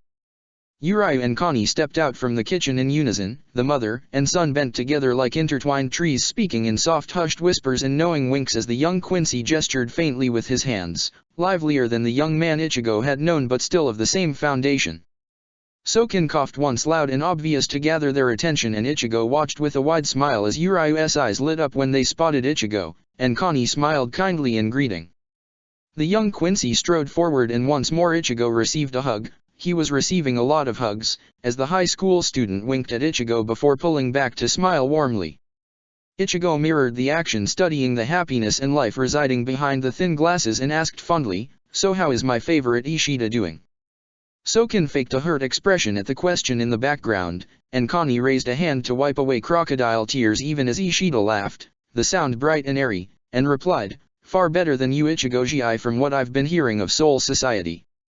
"Nonsense," Ichigo replied with a blank expression, earning a bark of laughter from Soken at the sharp reply. Connie took the short opportunity to sweep forward to receive a gentle hug. Her constitution was still weak, as she had never been as strong as Masaka for all the icy glaciers in her soul. "Not what's this I'm hearing about a dangerous faction in Karakura town?" "Hopefully, You don't mean the Yakuza that follow the twins around like lost puppies? Connie intoned with a wry smile as Uriu gently aided his mother to a seat with softness like dew about his features. Ichigo grimaced briefly even as his lips quirked up in a flash at the mention of the twins' successful taming of the Yakuza before he shared a silent gaze with Soken. With a weary sigh, Ichigo studied the Ishida family in front of him, excluding Ryukin who was listening from the hallway. Dour bastard, they deserved to know the truth and warranted Ichigo's protection as much as the Kurosaka family. Ichigo didn't know whose side they would reside on when the time came, but in the meantime, and even during the war, Ichigo would protect them with his life as all his friends and family. Have you heard of the Bount before? X. When Ichigo left the Ishida household, it was under the cover of darkness, the kind that draped across one's brow where every rustle was the tide of a new suspicion. Most of the night was held at bay though, and thanks to the warmth of the Ishida household, the crinkle of laughing eyes and sardonic humor, for all that seriousness had also been plated before the family. Ichigo's hand lingered at his side for a moment as he entered the street, and shadows, warped by lamplight, twisted and fluttered in a strange dance around him. Letting his senses reach out in a familiar practiced motion, Ichigo easily located Rukia in the Kurosaki household, the family all accounted for and without hint of danger. Behind the young captain rested the Ishida household, and when Ichigo searched further, he located the separate presences of the many friends he had once known in his own past. At the presence of the many people he had once known, their own incarnations in Ichigo's timeline, his thoughts relentlessly darted to that strange fever dream, one that had at the same time been far beyond a dream. It had been beyond strange, as if he was submerged beneath the waters of his inner world once more. To see his friends again, it had been moving and heartbreaking at the same time. To see them as he knew them and to have them recognize and speak to him of times past, some part of Ichigo had been beyond soothed by it all, even if Rukia had persisted in smacking him upside the head for being an idiot. Their confrontation had been desperately needed at the time, a reminder of where he came from, but also of who he was. Living in the changed past for so long had shaped Ichigo, so much so that sometimes it was hard to recall the vivid scent of the sake his father preferred or the flash of a too-feral smile on the battlefield. And some days he didn't know whether it was truly beneficial or not that the past had become faded around the edges with the burden of time. Chuckling softly at the memory, Ichigo recalled the image of Orium's smile, blonde hair whispering about, Chad's silent grin and calming presence, or Uriu's disdainful fondness and silent relief. The whole thing held the same otherworldly sense of the dream that had also occurred, almost as if his soul had taken leave of the plane he resided on, the one where he had met the Soul King. It all seemed almost too fantastical to be real in a strange sense. Among all the things Ichigo had experienced, battles with unimaginable foes, strange creations, or inventions, he had never spoken with the kami of their world. He had seen the being once in his own timeline, forever sealed and silent, had actively participated in the being's death. But it had been different then, the rush of battle looming all around Ichigo, ever relentless like a pack of wolves with his scent. There had been a lingering peace and stillness to the dream, one that whispered of timelessness and the sands of the universe. Curling his fingers towards his sleeves, Ichigo's fingers sought the gift, one whose purpose was still unidentified as much as he had studied it, that the Soul King had given Ichigo.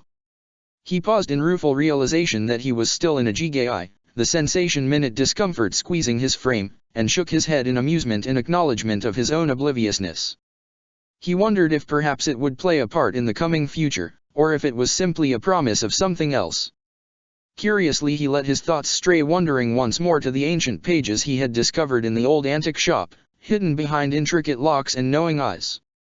The text was an amalgamation of different writers, something he had only recently realized, bound between one cover. Some spoke of a future where all fell to ruin without the aid of some great cataclysm, others spoke of a mysterious being, kami descended upon earth walking among their villages, eyes like the sky in their wisdom. In some accounts it was clear it had been written in Soul Society, others held vague elements that suggested its nature could belong to a feudal Japan. What was perhaps the most interesting or infuriating was the untranslated account at the back, written in a vaguely familiar script Ichigo had been unable to translate. Amidst what time he found for translating during a war and other things, it found no basis in anything Ichigo had seen before, nor found in the archives. Nothing of the pages was identifiable to him, and he was more than tempted to thrust the crinkling pages upon Sosuke and see what the genius would make of it. As Ichigo paced along the road, Soft hues of dampened light highlighting a flash of emerald in the foliage or crystals in the sky reflected his ever-changing thoughts as he wandered on the Bount and Soul Society.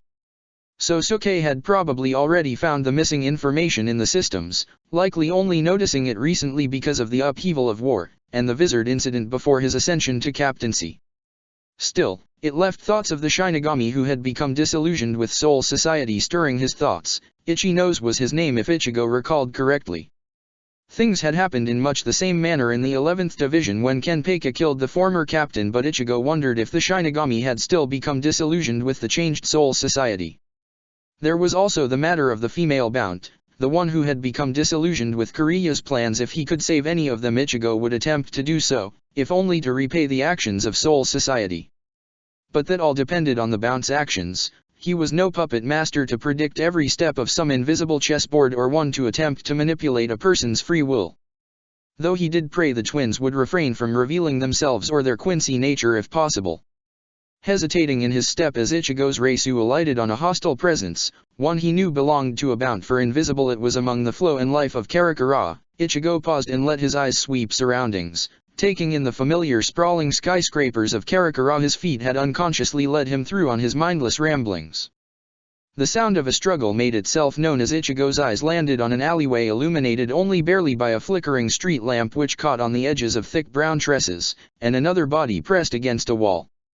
Ruminating on fate and withholding a curse, Ichigo quickly stepped out of his Jigai and laid the fake body behind a pair of garbage bins with a moue of irony, recalling the many times he had darted out of his own body before, straightening seriousness and battle hardened in his features.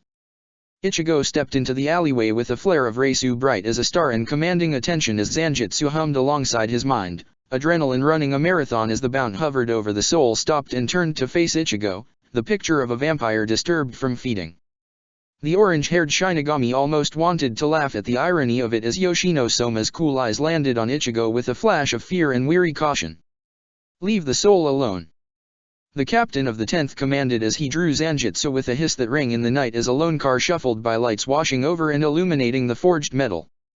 Yoshino stepped away from the soul, a man in a suit who slumped to the ground, still alive but barely so. He would likely live if he received medical care, that is if Ichigo could draw the battle away from the area. Silently he flicked his Reisu to Yoryuki, knowing the captain had visited the mortal realm on Kisuke's insistence before he returned his attention to the Bount. She watched him with steely defiant eyes, arms drifting closer together, sparks almost catching before Ichigo's eyes. She asked, "Are you going to kill me, Shinigami?" "Not if I don't have to. If you stop consuming souls, Soul Society is content to leave your kind alone. There is a way we could assist those who seek safety."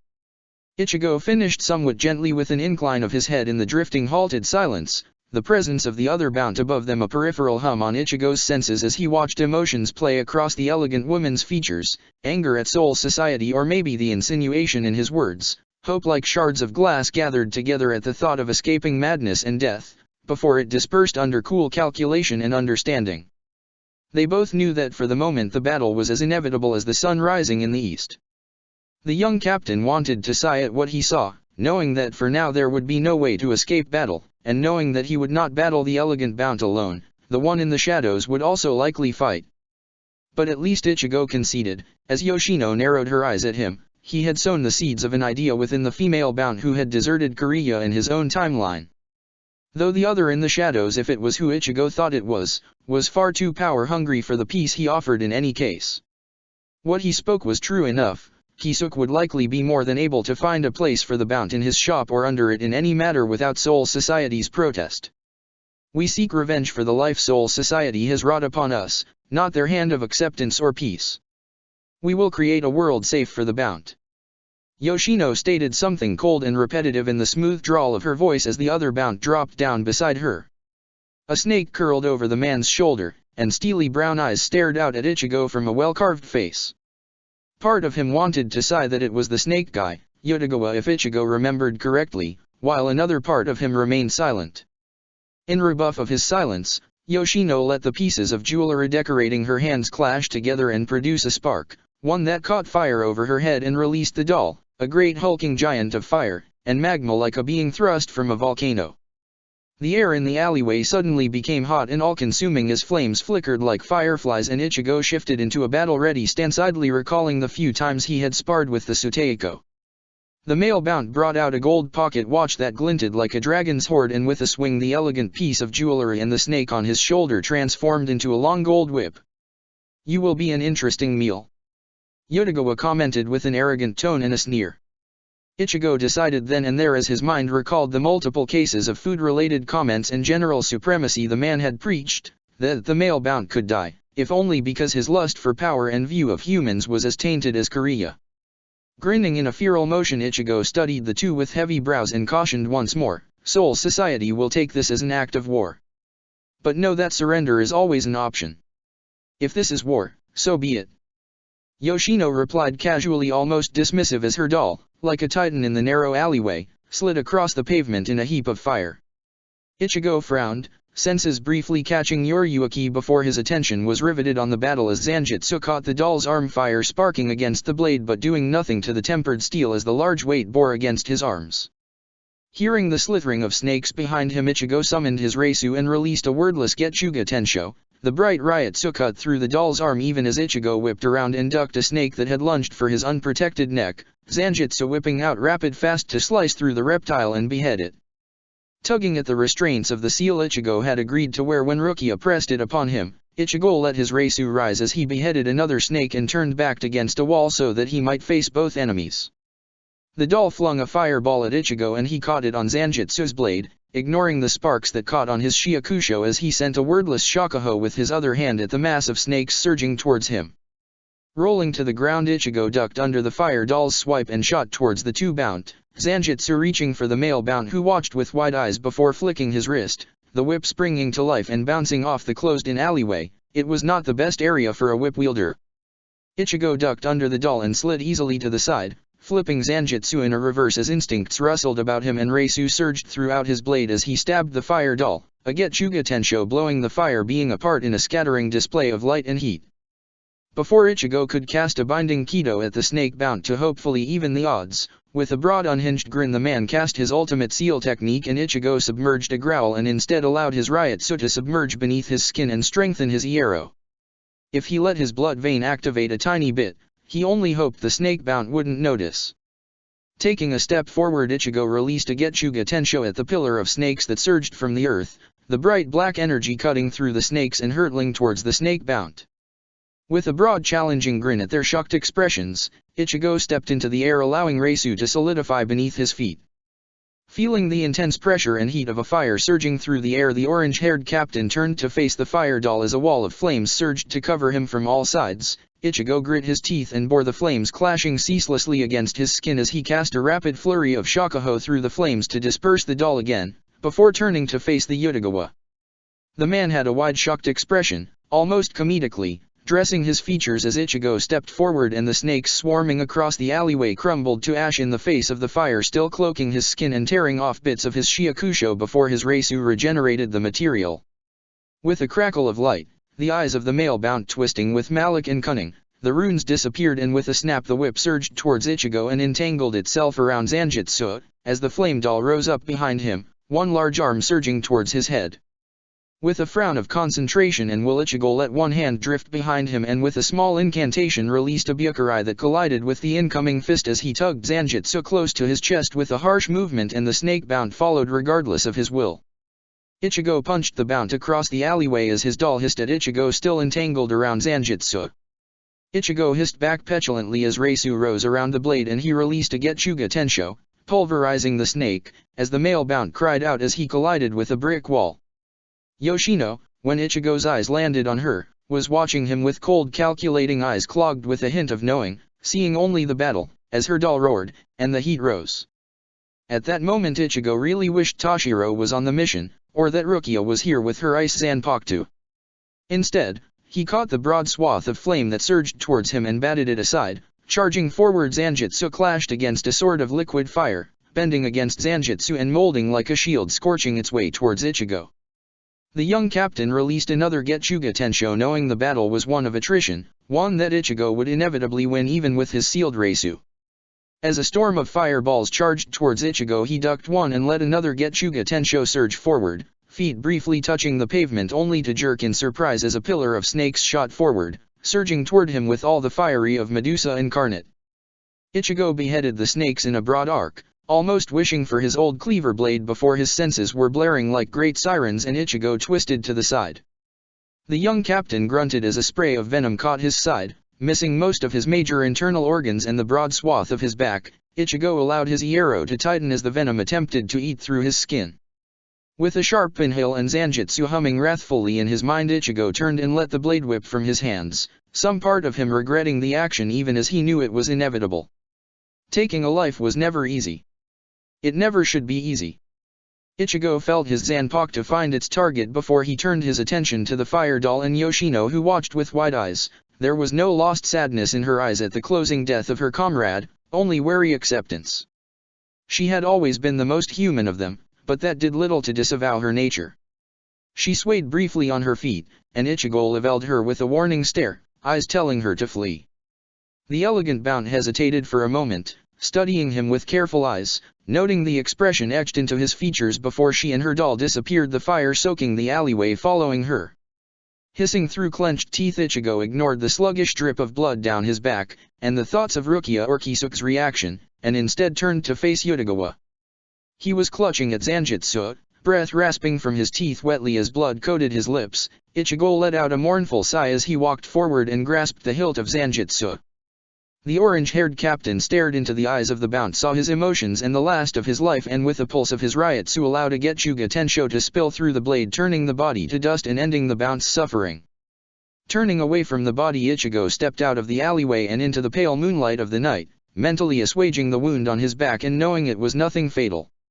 It would leave a scar, but Ichigo had long ago dismissed any shame of scars from battle.